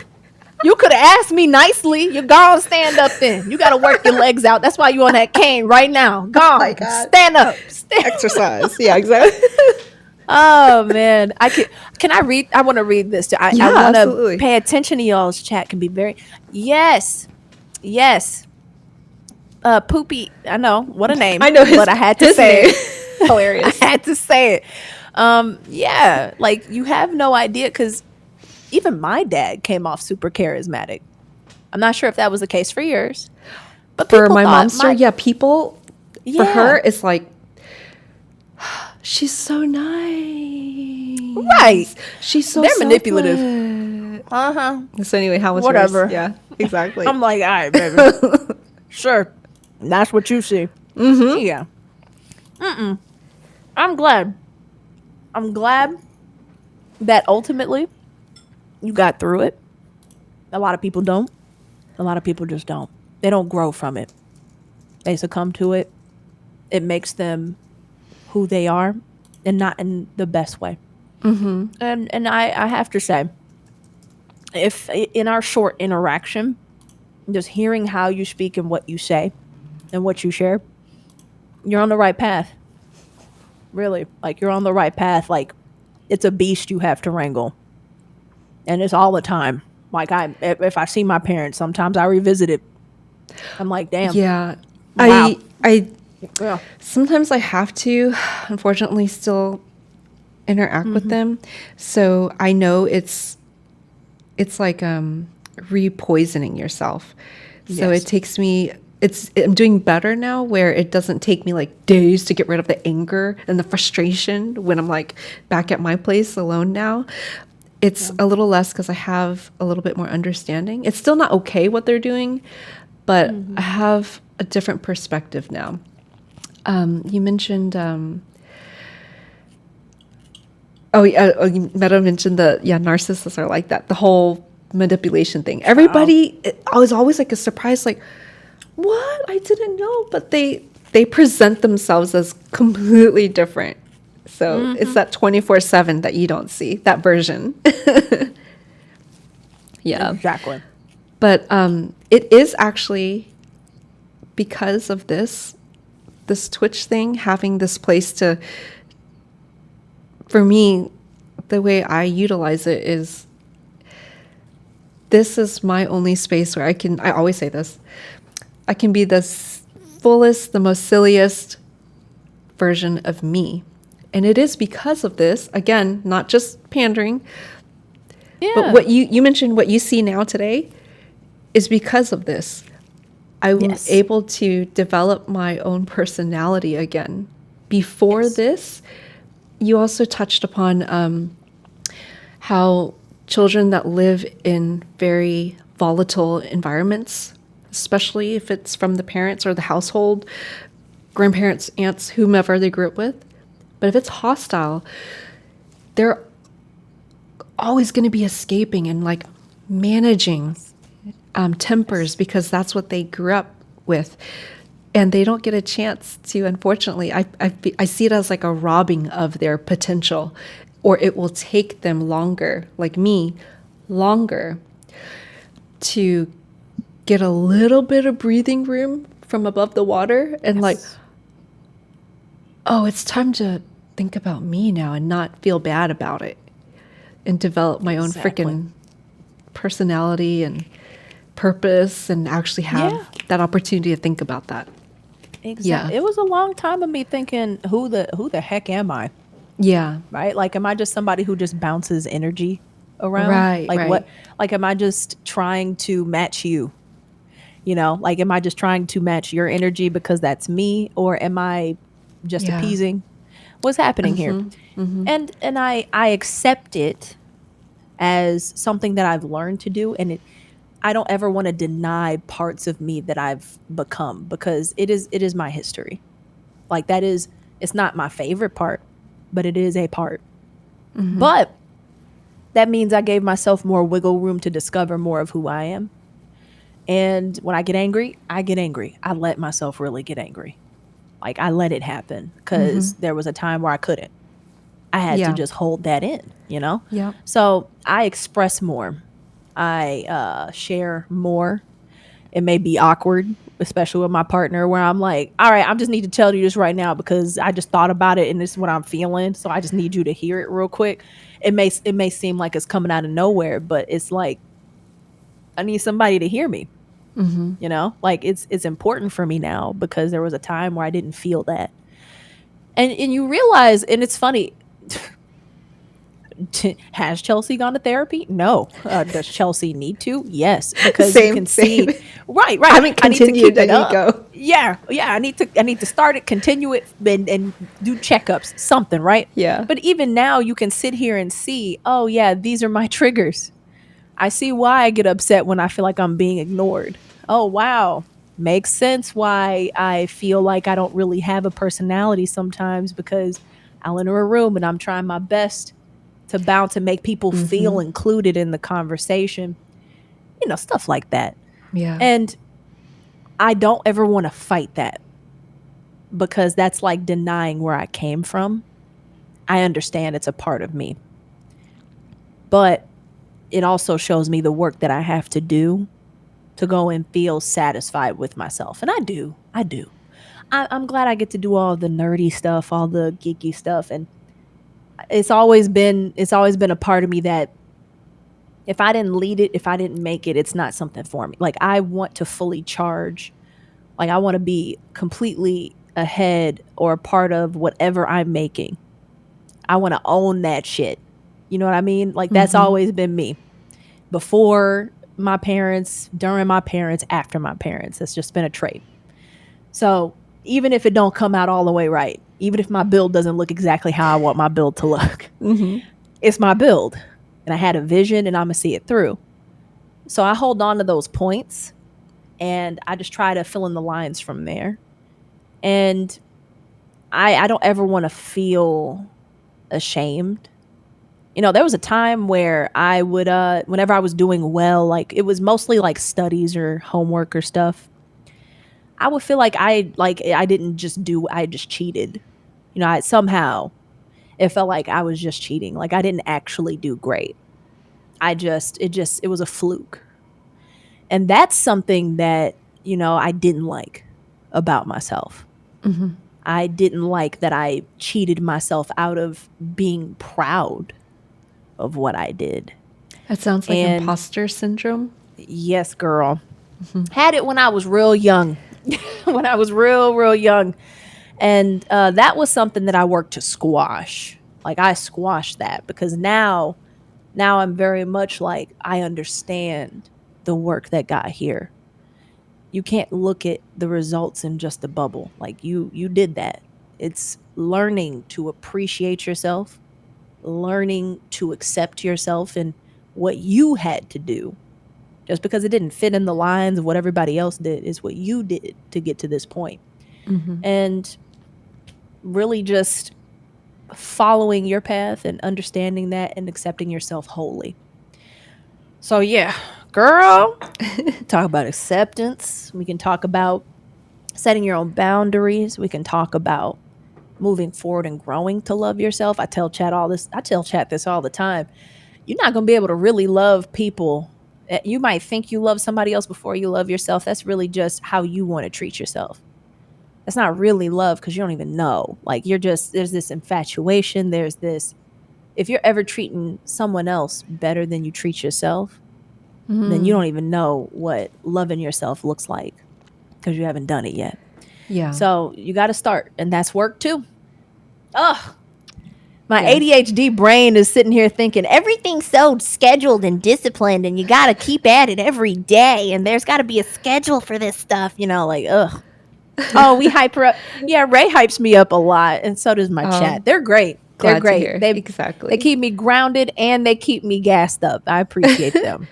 Yeah, I appreciate that, Peter. Yeah. I do think it's so cool that you are not in a box, that stereotypical box, and that you are in computer science and you really shine in that way. Yes. Yes. and That was excel one in that thing. way. That's amazing. Let's talk about that. That was one thing that I purely went into CS not only because I used to tear up computers, used to tear up my papa's computer back when people didn't have computers unless they spent a ton of money on them. Yeah. I used to tear those up. I shouldn't have, but I did. And then I sat back and I was like, oh, okay, I could see myself doing tech because I like the idea of what the future looks like. And Jesus Christ, what a future it became, right? Yeah. Like, y'all, we got flying cars and we've got like AR on everyone's phones now, and all this stuff that were just theories and things that were worked on in labs like 30, 40 years ago, now they're reality. I did that stuff because I wanted to, but if I had listened to my parents, I'd have been at home right now working at one of their businesses. Yeah. And I would have either been a before and after care teacher or I would have worked in HVAC. You know, like I would have been some technician because my dad had this idea that he's supposed to provide for his whole family for his whole life. So he was like, you're not going nowhere. You're going to stay right here. And I'm like, okay, hold up. First of all, no, that's not what I'm already every day. I'm over here thinking about how I'm gonna get out this house. Exactly. Same. That's my diary. That's all my, like, if I'm talking to my friends, I'm talking about can we live together so we can, all those little daydreams you have. We're gonna get an apartment together. All four of us are gonna live together. It's gonna be so great. You're gonna get a job and I'm gonna get a job. Yeah. That's all I was talking about. If I had listened to my parents, I'd have been at home. So not only did I have a passion and motivation to do that, just tearing into the stuff I had torn into my whole life so far, it was also like this defiant, like, oh, you're not about to tell me what I'm going to do. You're not about to stop me from it. My dad straight up said, hey, you got to be a good investment. Like to your kid, that says something, right? Like you have to prove it to your parents, the people who are supposed to believe in you. And hey, I understand some parents know their kids. Some parents know they can't just throw all their money at their kids because their kids might squander it. Some parents know that their kids need to fall on their head a few times to learn. But I knew that wasn't my case. And I knew my dad knew that wasn't my case either. So in my head, I was like, bet, you don't believe in me. Got it. I'm going to move forward with that. I don't need nothing from you, period. And it just kind of fueled me from there because it showed me from that age that, and I got my degree late, got my degree a lot later than most because I did help my mom out with her businesses. And I did make sure that my siblings were taken care of. But I was like, so I've been here so long, you don't even think I can do it. Bet.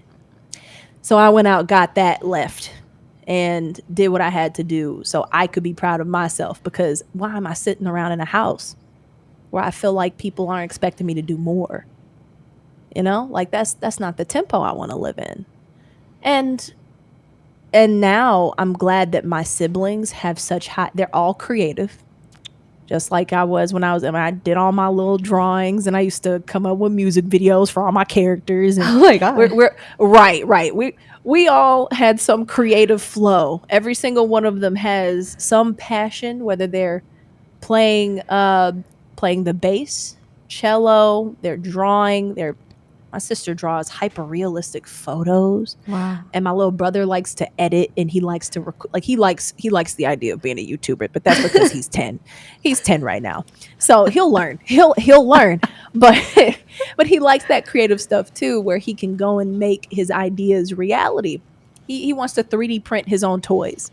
Ooh. So he draws up his toys and things, and he's like, Chelsea, can you get this model and you can add on to it and print it out? And I'm like, bet, got you, bro. And you want to engender that. So I'm glad that they've learned to do it. And I hope the only time it'll ever be unforgivable is if they do what they did to me to them. Right. Mm-hmm. That's like when you didn't learn from the trial and error period. Nothing. Yeah. I'm cool with being the trial. I've accepted that. I don't expect anything from you. But if you haven't learned, we gonna have a problem. And that's their fault for raising me like that, because now I'm super confrontational. Now I'm You're cool with starting up protective. stuff. Yeah, heck yeah, very much so. It's not confrontation without reason. I'm not here to be Yeah. a problem. I'm not here to muck up anything. But at the same time, if I see something's wrong and it's to the people I really care about, baby, we're going to have a problem. That's it. We're going to talk about it. We're going to have a real conversation, because some real solutions need to come up soon. Because Exactly. it's not going to be pretty when I'm done. Yeah. Yes. Things in Well, they are balance. so lucky to have you. They better be. Yeah. You got ran through the mud first, so That's what it is. the parents for those mellowed first out kids. Yeah, good. for them to have. They needed to be mellowed out. That's partially on them. You know, having 5 children will mellow you out. Yeah. It is. I'm not going to give myself too much credit, because they did that. My siblings did put in the work. There was just so many of them, they could not fight back. Right. I'm like, you gonna fight for them? One of them's already bigger than you. Like, what you gonna do? Yeah. And if you fight them, I'm showing up because I'm fighting with them. What's going on? Yeah.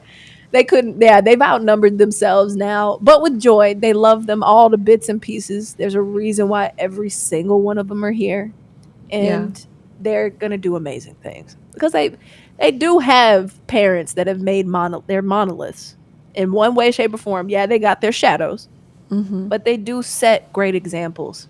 They just had to learn how to be good parents, you know? Like, had to figure that shit out. Well, I'm so happy that you had that defiant nature to prove and make it out and actually find your fulfillment.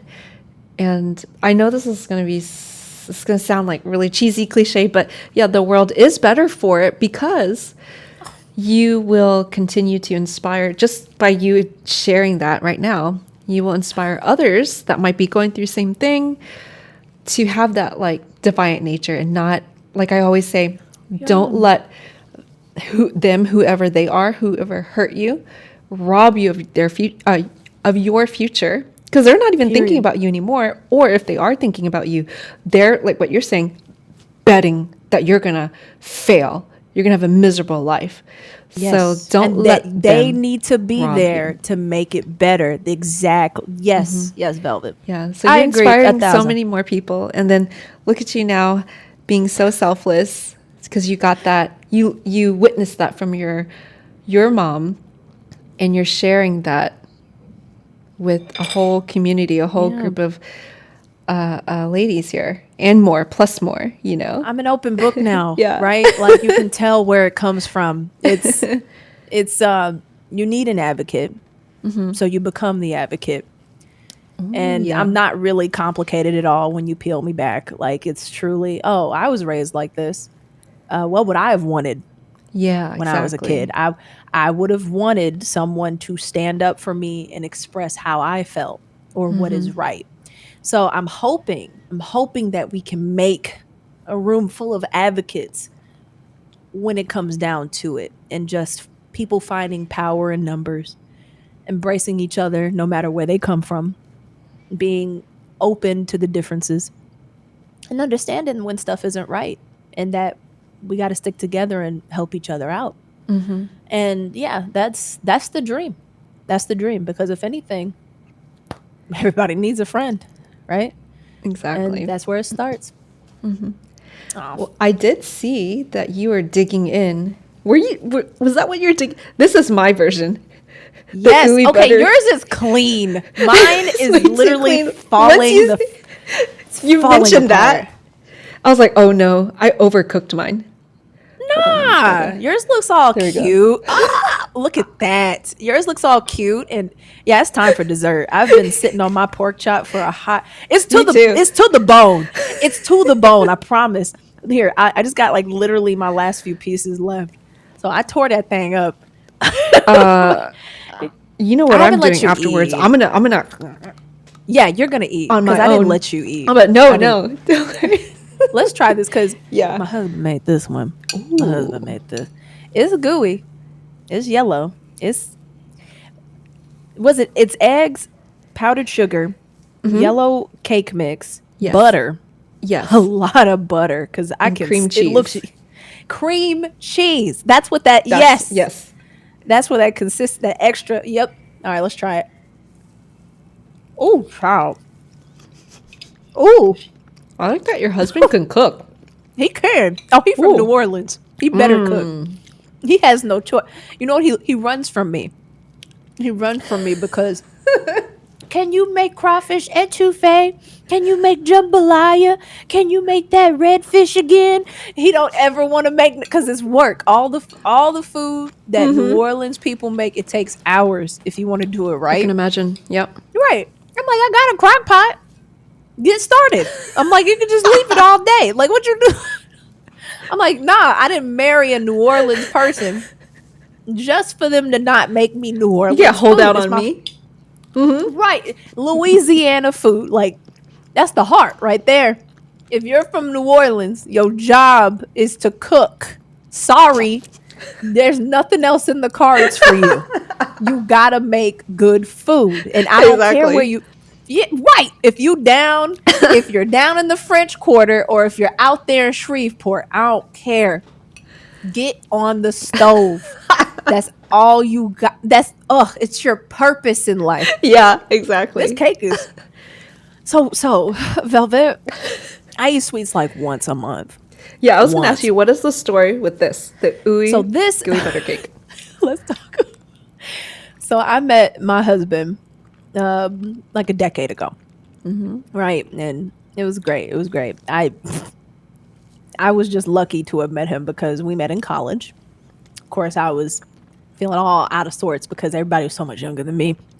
But we met in the reading room, and I was just shocked. I was shocked to find such somebody like me. It was crazy finding somebody who's like me. It was like the same humor, same interests. So cosplay, anime. I was learning to be nerdy at a later age in my life.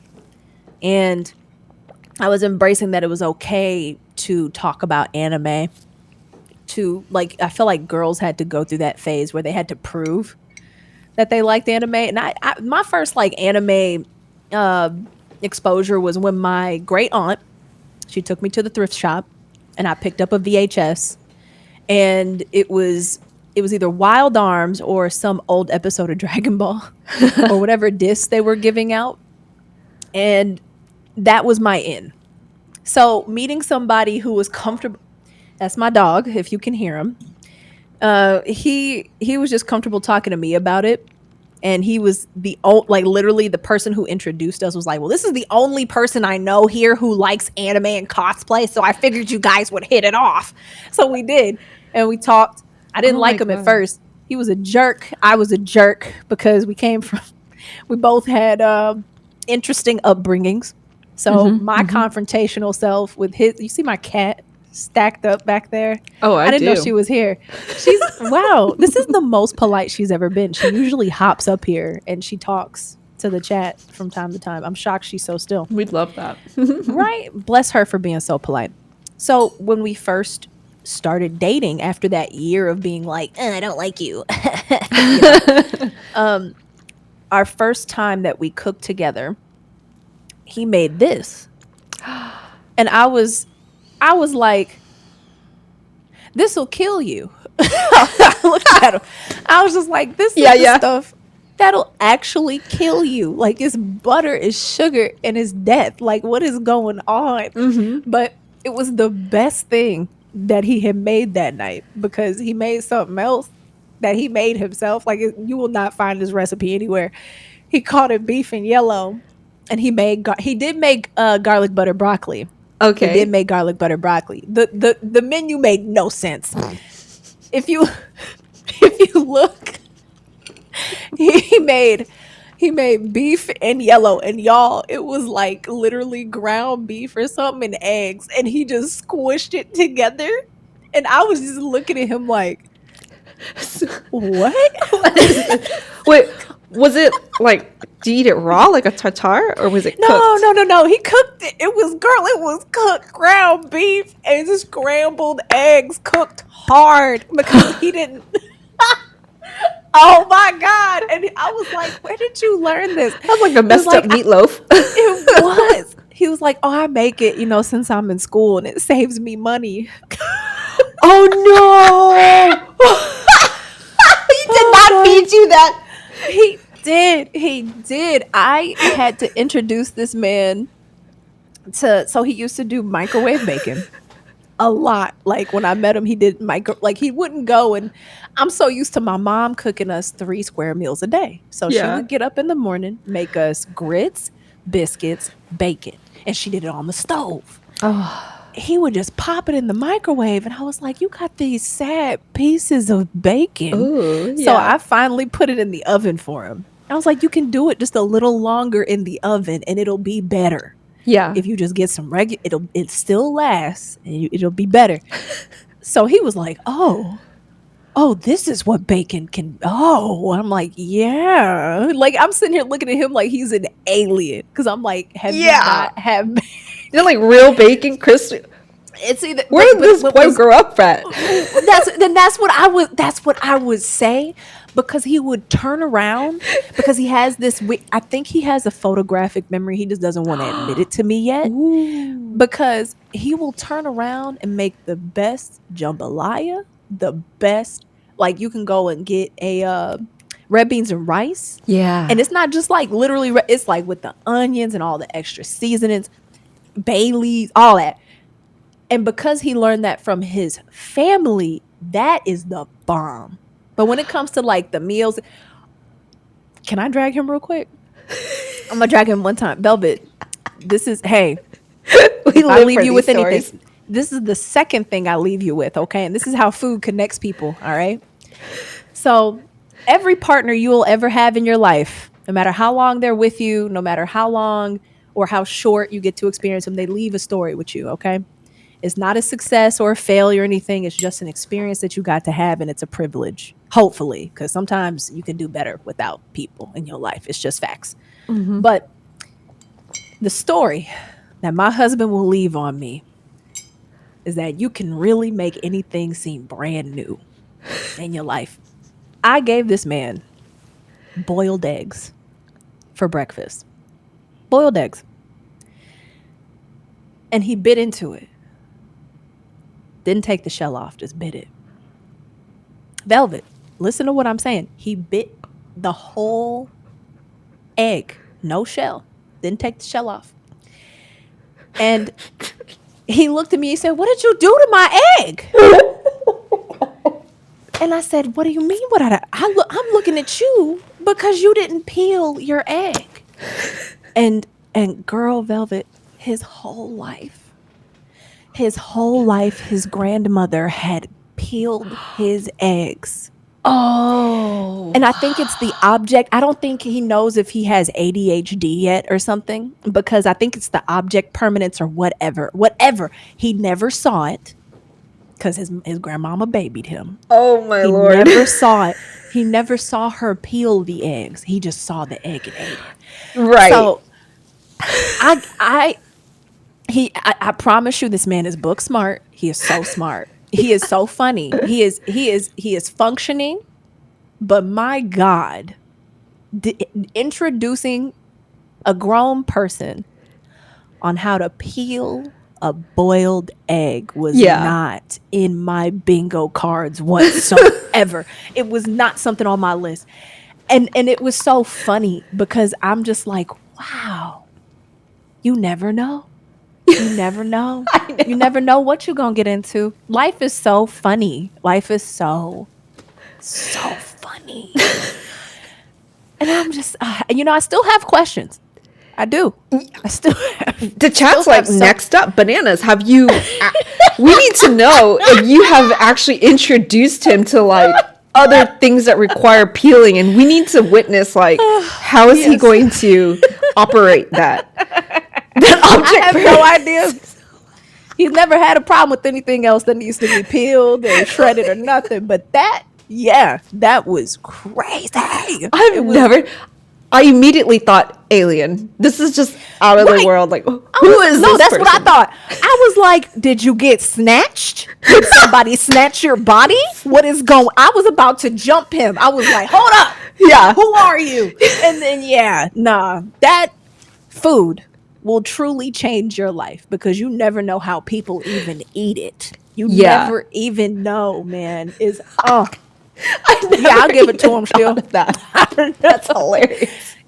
And you know what? Thank you, Peter, because that's the testament.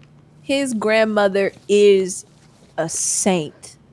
A saint. She really went on hands and knees, not just for her kids, but for her grandkids.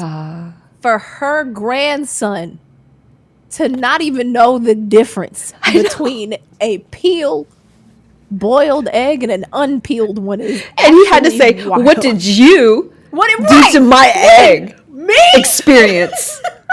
It's your fault. Oh my God. It's my fault. Just confident. So just loud and I really was about. So you want me to peel your eggs too? Absolutely not.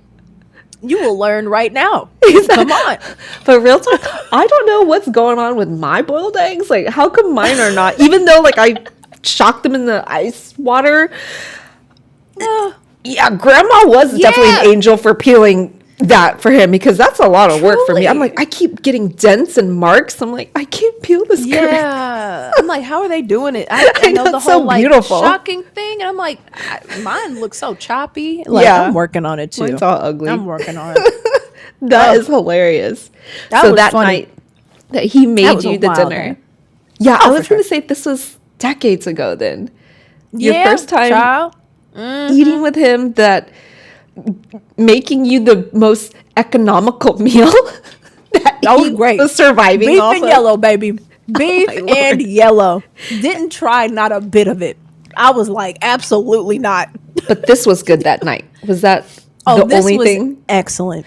This was I tried the garlic broccoli was good. Oh yeah. It just didn't match. It just didn't. I can't eat garlic butter broccoli and then butter. Ooey gooey butter cake, like that's a lot of butter. And was it your first time discovering this dish too? Yes, was through him. I had no idea this existed. And even now I'm like, wow, just the difference in like the top of the crust and the bottom and then the texture in between. We've gotten better at cooking now. So you've got us at our best. You've got us at the best we'll ever be. Was beef and yellow really the truth? Can you please put the recipe in the chat and let's see if it really, see if anyone can even understand where come on. Because there wasn't a green in sight. There was nothing to break it up. You mixed it in the pot. He won't explain it. No recipe. No response. Usually the things that don't have a recipe are supposed to be good, but this is an exception. I can't, man. Beef and yellow, beef and yellow, beef and man. Oh my God. That was funny. They said, how about have you seen him? Does he know how to eat a coconut then? now the chat's gonna start getting creative. What? I'll be fair. I don't know how to. I can't crack a coconut, y'all. It's hard. It's hard. That's advanced. But Mango, you are gonna have to start proving to people you know how to eat things. I've seen the banana. Excellent. We're good on that. What else? What else do we have to worry about? I think after that, I think we're good. It was, you know what? If it comes to just regular cooked foods, the egg might be the most advanced one, the boiled egg, because everything else should. Maybe you've done clementines, you've done oranges, pomegranate. You're fine. Yeah, you're fine. Pomegranate. That's a good one. But that's so bougie, Molly. Who's running around here with a whole pomegranate? If you have time to crack open a pomegranate, I want to live your life. Exactly. That takes too much investment in time. Yeah. I would love that for me, actually. If you do that, I'm jealous.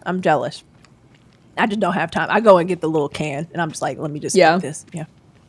Have you guys had durian? I have never had a durian. Not like, unless it was incorporated into the meal. I've never had it straight up. So I'll have to challenge myself. It's a real big funk. It's either you like it or you don't like it. That is the one that I like it. Yeah. It is the one You that do has like it. kind of Okay. a, I'm not mad at it at all. It's really good. Oh, it's not. Oh, did you say SoCal in that sentence, Molly? Did you say SoCal and then you said it's not bougie? Let's revisit that sentence again. The okay. mom's from Orange County. Right. It's not bougie. It's SoCal. I'm sick. That's so funny. Girl. Oh, yes. This will be a fun experiment. We're going to see. We might have to make beef and yellow again. We're going to make our plates. We have pictures, I believe. Yeah. Ooh. Yeah, we got pictures. We got Mango. We got to go. I know he can hear me. Mango, we got to go and remake our first meal together, because before that it was just pizza. That's such a beautiful idea. Like to make your first, like, was that your first proper date night? Yeah. Would you say? We were long distance. We were long distance for about 3 years. So when we started dating. So that was how we got to know each other a lot faster and all that. And we were texting and calling and all that before. But when it was the summer, we had finally gotten to do our internships and things in Houston. So he was able to stay. And I got to go and finally sit up in the dorm. We cooked in a dorm kitchen. And that was our first like real meal because somebody challenged us. I was like, it's Houston. I know how to make food. I know how to cook. He learned. Oh, that was when I made Prego stretch. So I went to, he didn't know what I meant when I said, do you know how to make Prego stretch? And I was talking about the canned sauce. I was like, you got to stretch the sauce out. You don't just go and put the whole thing in there. You do exactly. Right. So he thought I was literally talking about Prego stretch, like it was a recipe. Like he was like, I've never heard of Prego stretch. What is that? Is that a lasagna? Is that a what? Right? What is I? And he went up to the cashier and he said, "Do you know what Prego stretch is? Is it?" And I was like, "No, you got to make the Prego stretch." And she was like, "You right. Exactly. I got 3 kids at home. I got to make the Prego stretch Put too. the water in there." So that was hilarious. Oh my God. I love that. So he thinks so logically. That's like, it must be a product. I haven't heard about this product. I'm going to go ask about it. It is. Hey, it's to this day he thinks like this. To this day you have to say it specific, girl. You do. That's There's so some interesting. Things you got to be clear. And he's mine. He's mine. Yeah. That's one of mine right there. I love him to death. My life would not be as fun as it is now if I didn't have him. Like he just makes it fresh. He makes it fresh. That's exactly what I was thinking. Like it makes it like every day is so unique because something new is going to come up because of his thinking style. Yeah. What are you thinking? What do you hear? What do you see? Yeah. Let's go. Y'all look funny. Y'all. You guys had tuna steak too. Yeah, he was really into tuna steaks then. So he made a lot of those. And I was just like, I think for me personally, if I can weigh on it all these years later, I felt like you overdid them. And it wasn't real. I feel like it was your fault because you knew better, but also it wasn't your fault because you didn't even know about the oven bacon. Like you were still microwaving your bacon, so you were used to everything being real hard and real. Yeah, because tuna is like sacred for me. Like all those red fishes, like I love salmon. Like salmon's my first choice, but tuna's a great second. And you get tuna right, baby. Mwah. But he would always cook it like all the way down until dry. Like there was. Exactly. I'm like, where's the flavor? It's just peeling apart now. I did like tuna. I didn't like your tuna. Oh, but when I was working on my, that was back when I thought spaghetti was like fancy, like you could make spaghetti fancy. So we were both learning. I'm not about to act like I had it all together. See, those are the best moments that now you can think back to it, like how goofy, how silly, or how messed up something was. Oh yeah, I was messing it up. I was struggling. I was like, oh, see, I forgot we put cheese with that too. We did garlic butter broccoli with cheese. Jesus Christ. Did you And- really? Because child, the pictures I would had say it together, 1000%. I was. He is confidently wrong. Confidently wrong. I love it. Oh, How I would you kind of finished describe mine. how this Yeah. tastes like? So for me, it's because I cut yeah. a big old piece, for myself. yeah, I'm almost done. This How would you describe So- it for the others? let's describe it. The base of yellow cake. So if you like yellow cake like I do, you already know what that tastes like. But imagine it has like this almost icing, like this layer of sweet, not muted, but unassuming. I would say it's like back there. It's not the forefront of the cake. It has like this almost lemony icing on it, and of course, because the bottom is done so well and the top crumbles, it's kind of crumbly, so it falls apart. It's like it's falling apart in your mouth, not melting in your mouth. So it feels almost like a bake. It's not necessarily a cake. It's more like it Yeah. could be, like I could see this. I need to find my words with this one. But yeah, it's not fully cake-like, more icing than cake, I would say. And because it's so much butter, Yeah. Yeah. baby, that's where you get that. That's where it coats your mouth. It coats because of that butter. Yes, it's ooey gooey butter cake. Yeah. So this along with the broccoli was the only thing that I actually made. But now that I did it, so I would say so it's that yellow cake batter. Yes. Press it all at the bottom. And it's like, at least the way I did mine, I don't know if it's correct or not, but the way mine came out, I think I overcooked it though. It's like a very soft cookie texture. That's the Would word. you say that? Yes. Okay. Yes. I was sitting here like, not a brownie, Yeah. cookie. Like the And cookie then- wasn't baked all the way. Exactly. It's a really nice, soft, crumbly cookie with some Yes. texture though. And then It's a lot of textures, but it's good. It Yeah. doesn't. It's not fighting itself. Exactly. Thank you, Velvet. You were in my head. The cookie, but with like a nice icing, and they like put crumbles on top of that icing, Yeah. and it all just kind of falls. Like you have a firm base, but it Yes. folds in. It coats your mouth. There's icing. It's good. Yeah, It's I've never good. done anything with a cake batter like this, where it's like just dry and you have to it's like a cookie dough and you press it down and then Yeah. you top it off with. This recipe had like 2 eggs, the cream Yes. cheese, and then 3.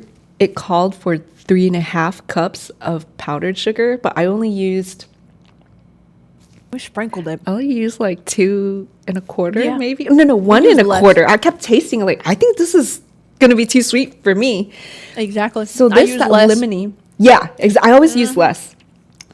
The lemony better flavor lemony. I really enjoyed. You used 5 Yes. cups? Oh, you used 5 cups? You're lying. Are you serious? Is that why I was sitting here like, wow, each bite burns? That's probably Wait. why yours looks so good though. Cause I was like, how come mine doesn't look like the picture? Cause the sugar, it's not caramelizing as much as yours. Yours is beautiful. I Yeah. was tripping. Oh, I was wrong. I was loud and wrong. I was loud and wrong. I was like, because you know what I came in on him doing? I came in, Velvet, I came in and I just saw him sprinkling the powdered sugar on it just at the top. So I was like, oh, he's done. Yeah, it's finished. He only used like maybe a little bit. And no, he didn't dump. So I'm sitting here like, you know what? This thing is a little like, it's got like a hit. Like when you take that icing in, and now I'm figuring out, oh, that's the icing. Oh, Yeah. that layer of sugar just straight.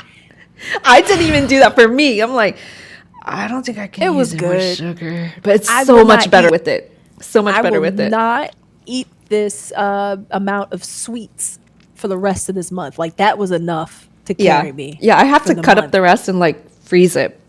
And then Yeah, that girl. lemony flavor that you had, that's the same Yes. thing. Because look, I couldn't help myself last night. I ate some after baking it. Oh, that's the best time though. That's the Yeah, best I was time. like, I have to try this. So We did everything before the stream because I was trying to do it Yeah. right for you. I was like, get in the kitchen. Let's go. And yes, Mango did come through, make that ooey gooey butter cake, and hopped off on these collard greens. Yeah, So the I collard greens. appreciate you. Yeah. But I made that pork chop though. I And he love tore that it you up. did that.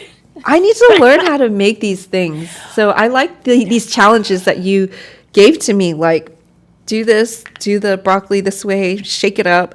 And I actually put in the effort to Girl. make garlic butter, which I normally would not She's do. here.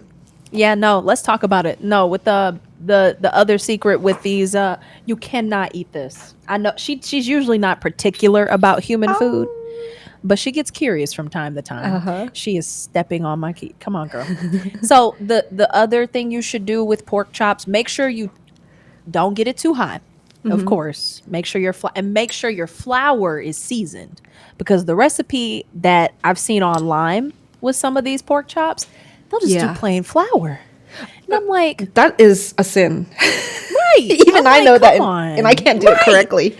No, you can. And really, it's okay to keep flipping the pork chop if you're not sure about your temperature. And I did like there was another tip. There was another tip I really liked. You cut the fat. Okay, you got to settle down. Stay still. Okay. Cut the side, you know, that curve, that big curve. Cut it so it doesn't curl up, so it stays Okay. flat. You have to give it a little bit of a slit. This one did all right. I usually get a bigger pork chop, but this size, it did okay. And you should just do it for like 6 minutes total. 3 on That's each side if you fast. have a good heat. It's fast. Yeah, you can get a pork. Whoa. It's supposed to be quick. Yeah, get it No out. wonder. And Do you brine it, or like do you overnight it or anything like that? Nah, unless if you get a really okay, so you do that. I feel like you brine it more for like the ones you want to put with like your applesauce, and you're not really frying it, like Okay. you're putting it on the stove without a batter, because then you're not going to get as much flavor because you're not frying up your flour. Like Yeah. this was very flavorful because of the fat. Some Yeah. people will trim their fat off. I think that's a mistake. You should really eat it with the fat that comes with it, because that's what's going to get you. And always do a bone in one. Yeah. Never do like always. yeah. So with that, I'm sure if you did brine it, you taste that underlying flavor. Like if you have a particular, like, I want mine to taste a little more, savory, and some might want a little more sweet, you'll have that seeping into the pork. Of course, you'll have to go and mallet it, like really push that Right. flavor in there. Onions are really good for that. I learned. What do you mean? Especially with beef. I would say you could dice some onions to Okay. tenderize it and let it sit with that marinade. And it'll be so Oh, I see. good. Yeah. Yeah. So That's good. why you make Korean the galbi, so the short ribs, they have Yes. the onion pureed in it. So that's probably Yes. for the tenderizing. Yes. Onions will do it. Onions will I do didn't it. know that. Yeah, Learned and you can something do that new. with your steaks too. I think we did that with a beef don that we made. Also, one of Wow. those meals that we hopped on, and it'll do a steak roll. Onions are amazing. When we made the collard greens, we just threw the onions in there. I was like, man, if I could just eat the smell of onions, I would. I absolutely would. Right, Shrody? Yeah. This is Shrody for everybody who sees the cat butt. She's Oh my God, she's so I think cute. she's did you see that? She drooled. She's drooling. So she drools. Somebody told me that if I had a cat that drools, TikTok would go crazy. Oh, for But sure. that is so weird. Okay, I'm just saying. I've never had a cat before. This is my first cat, and of course, my first cat drools, and she just spit on me. Basically, I got a giant. But that's her thing. And So Shrody, yeah, she's probably wondering why I've been talking so long. I think she thinks I'm talking to her sometimes. Oh, uh-huh. So she's like, well, what do you need? What's going on? What's happening? Oh she's my chill. God. I love her. Like the personality that she has in her face. Every I know. animal has like some kind of personality that shows through the face. She She's is cute. chill. She's too chill. I promise you, she makes different faces, and She's a cat. I think it's because I'm chill. I've given her the space to be chill. Mm-hmm, And mm-hmm. she just wants, see how she just wants to Yeah. hit the mic and yes, I'm talking. She's my manager. So she'll come on and adjust. She's knocking over my stream deck and she'll move my mic and she'll try to mess with the camera from time to time. Ooh. So yeah, she's here to manage right now. Yeah. Are you satisfied? Did we do a good job today? I think we did. Actually, I have a trivial questions to ask you to get through. Please. If you don't mind. If you'd like to entertain us with that. Let's see. So you mentioned that in your bio, you are a G2 Esports Content Creator. So this is such a goofy question, this part. What is your cliche, if you even have one, cliche gamer snack? What would you do?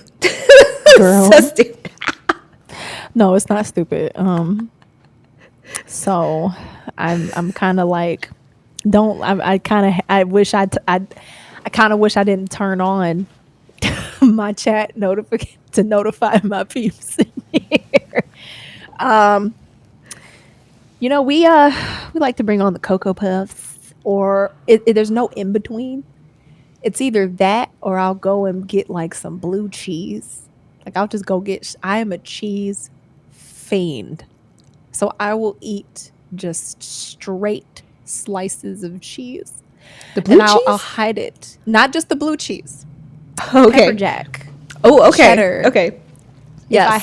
If I have time, I'll get a camembert. I've been doing the charcuteries now. Yeah. So yeah, that's the cheeses most. But I'll front like I'm eating the charcuterie board. I'm like, okay, but I'll go straight for the cheese. So I definitely get a lot of that. But they also flame me because I don't eat enough. Or I'm getting better now. So I would just bring on cereal. I'd be like, this is all I've had today, y'all. It's that or Cheez-Its or cheese. So cheese Usually cheese based. Various cheeses and Cocoa Puffs cereal. Are you eating the cereal by itself or with milk? Dry. Love it. Exactly. Yeah. Exactly. Who has time to get a whole bowl? It's dry. Yeah, exactly. I've been doing cheese with, where's one of my jams? With the apricot. I get it with the cheese. I get, because I did it. I tried it. One of the charcuterie boards came with a little tiny jam.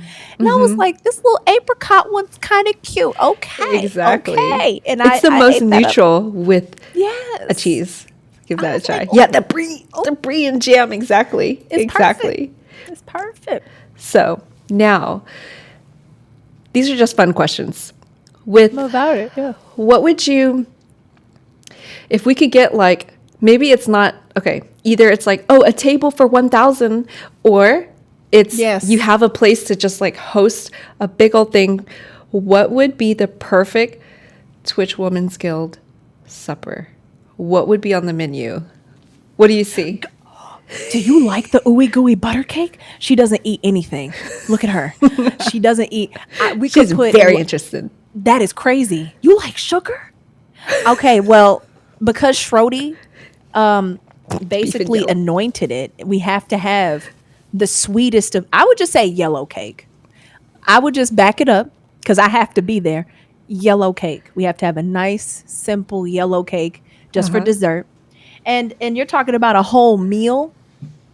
Oh, it's about to be biased. Yeah. What are must-haves? Okay.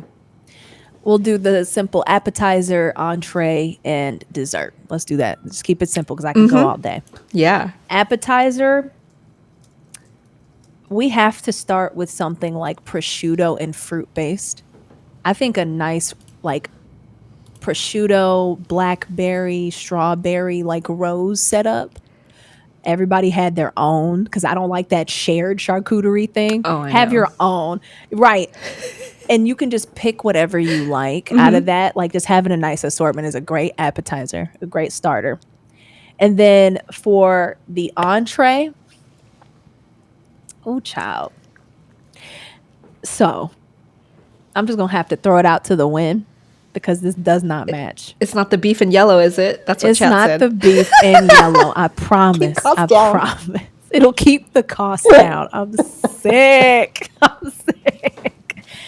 There is a I want to give options here, but really, I think there just has to be 2 sandwiches.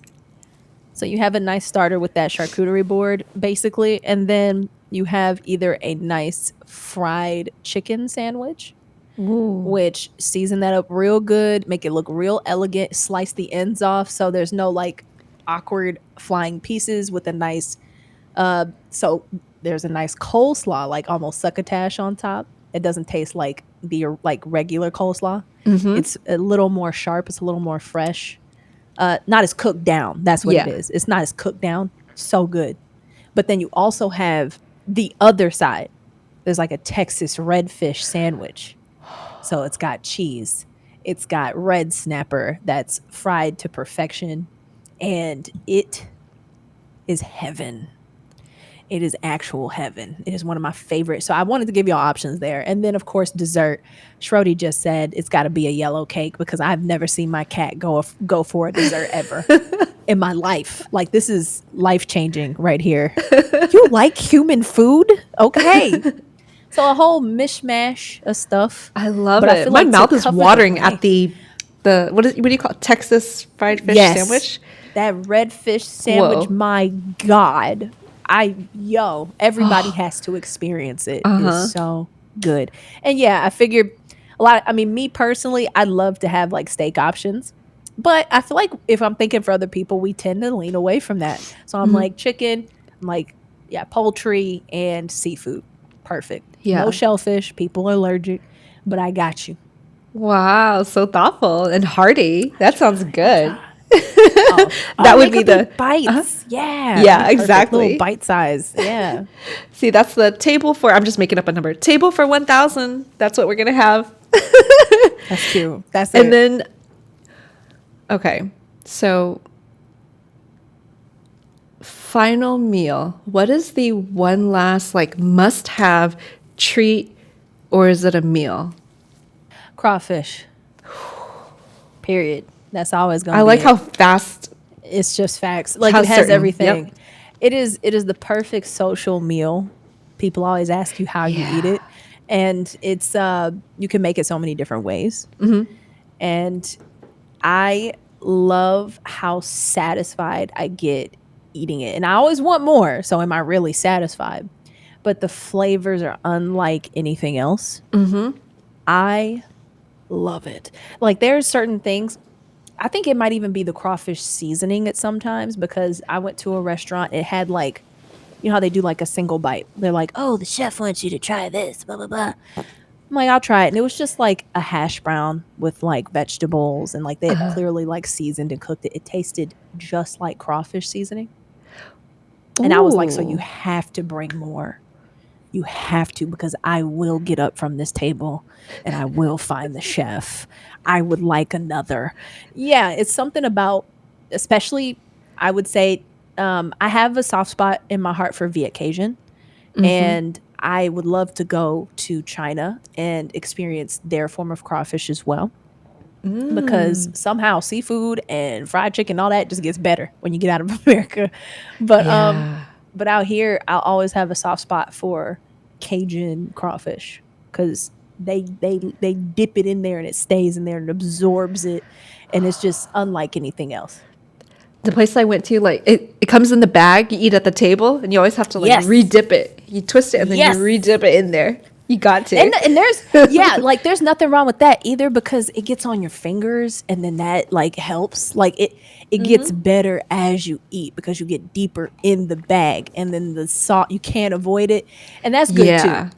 I'm not against that. Gloves or no gloves when you do the crawfish I boil. don't do gloves. Yeah. So why I don't do gloves? I mean, hey, there are some times where I might cut my hands up. But if you do it right, you got to go get some hot water and lemon. And you really get in there and that'll get all that seasoning and that smell off. Yeah. Works every time.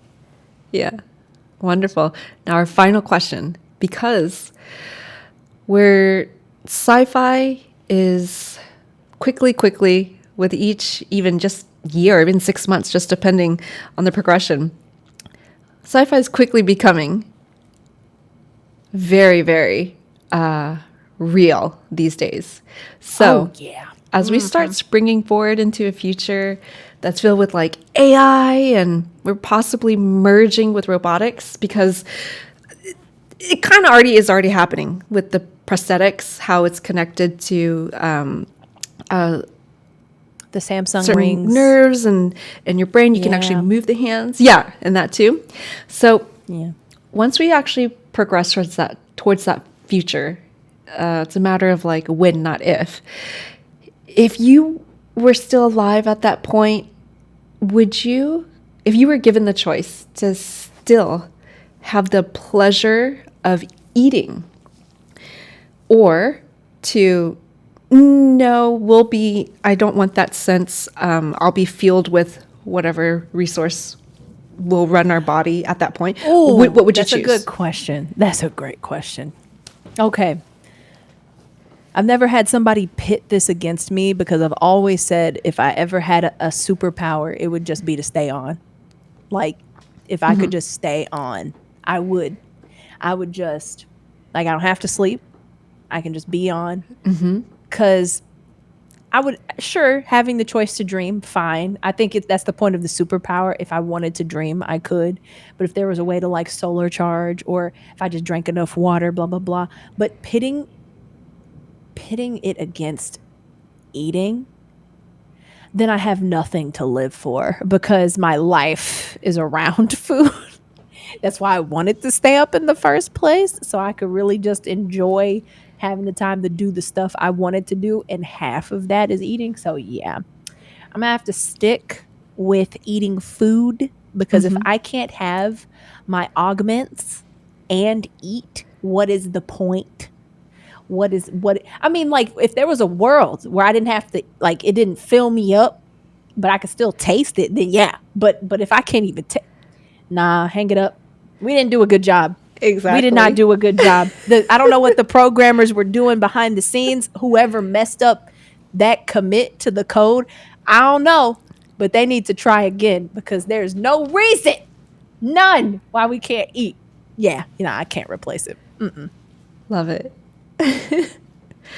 I feel the same way about that. Yeah, there's so much, just even the social aspect and the pleasure of like having a really beautiful cheese, or like chocolate, or the crawfish, and then that being paired with or highly connected to a memory. And just the act of eating is like can be a social event too, with other people. Or if you're by yourself, it's like, for me, it's like, I'm going to do it with a movie on the wall tonight. I'm going to have my cauliflower pizza. It's like a whole event. Yeah. And it goes away sometimes. You got to make new friends, but they never let you down. And they're there when you need them. Yeah, exactly. That was a beautiful way to put it. Oh. It's okay, Shrody. You were just laying on you can't sit there. You're a good manager, but managing a little too hard right now. Oh, man. She's laying on my keyboard. She's trying her best to send y'all messages. Yeah, me either, Meadow. I don't. Same. They have no joy in life. No, not the kind of joy. Really? Was it not far enough? She's moving everything. My manager is not happy. Okay, there we go. My manager's like, you need to pay attention to me now. Literally. Yeah, that's what's happening here. Well, Chelsea, I hope you had a wonderful time, because I know we all did. Thank you for sharing so much of yourself. Just the pork chop alone opened up a whole portal to your grandfather, to NASA. And now we see the connection, like how it's wild in your DNA, right? like the science part. And then your mom and your siblings and your father, all of that. And then what we do here, we have forbidden food, because like my chat makes me eat forbidden things. Like literally we make sushi and we'll put edible bugs on there, or Oreos. Is nasty. It's nasty. But I would say that is a new forbidden thing that you had introduced to us. The yellow beef and yellow. No, We will get you the recipe just so you know in your mind what it looks like. If I find a picture, I will absolutely that. We If need I to can know. add to the collection of forbidden food, that is it. I have done my job today. Thank you. Thank you. We would not have gotten there if we didn't talk about the ooey gooey butter cake. Every Exactly. meal, everything did its job today on this table. Yeah, thank you Wow. for that. Sharing your first date with your husband and the egg Yeah. we're never going to forget about that freaking Never. boiled egg And you shouldn't. You shouldn't. and the That was ooey gooey butter cake, and now you have discovered something new that your cat enjoys it too. she likes that. That's nuts. That blew my a lot of firsts tonight being shared and learned. Yeah. And man, I have to experiment now. I'm about to go and wave this in front of her nose, Mrs. Manager. Yeah. This was great. Thank you so much for having me. I'm excited Pleasure to is see mine. more. Yes. No. I'm here. I'm living in your orbit. I'm happy to be here. Thank you. And y'all were great too. Thank Yeah. y'all, chat. Y'all are 10 out of 10. Oh, and please follow Chelsea. You guys see why I wanted to have a conversation with her. She is so wait, huh? Let me see. I freaking can't do two things at once. There we go. I can't There we either. go. There's Chelsea. Please Hi. follow her. She's amazing. Follow me and my manager. We're hanging out today. No, y'all are great. So robust, so wonderful stories and selfless. She has her own world, trying to pursue her own milestones, building computers, even giving them away with her sponsors. And then the other part of her life is helping all of us, other creators, specifically with the Twitch Women's Guild, sharing what she's learned in her life with her very, let's say, colorful moments in life. And now Yes. she's sharing that in a very warm and beautiful way with all of us to help uplift us in the Twitch Women's Guild and other creators as well. You were so sweet, Velvet. I appreciate you. I'm definitely Same. putting that on my resume. The way you said it, it sounds better when you say it. I love it. Thank y'all for having me, and thank you guys for letting me take part in your community. And Velvet, thank you for capturing our food stories and our lives in this really fun podcast. I really, really enjoyed. At first, I was like, "Man, how am I gonna keep this warm? I gotta figure this out." But it is really so much fun once you get to sit down and eat it and talk about it. I enjoyed that a lot. Thank you for making something unique and giving the space to dive into everybody's brains and where food takes them. That's great. It was so much fun. Thank you. I'm so glad that you had a good time, and She loved it brought out too. all these wonderful stories to share with us. Yeah. And some we probably should have never learned about because beef and yellow should stay in the ground. Thank you. I'll catch you later, Shorty. All right, I'm going to catch you. I'll see you in a bit. All Ooh, right. child. Thank you. Bye, everybody. Follow Chelsea and say good night for now. Good night, guys. Y'all have a good one. Thank you for everything. Bye, Chelsea.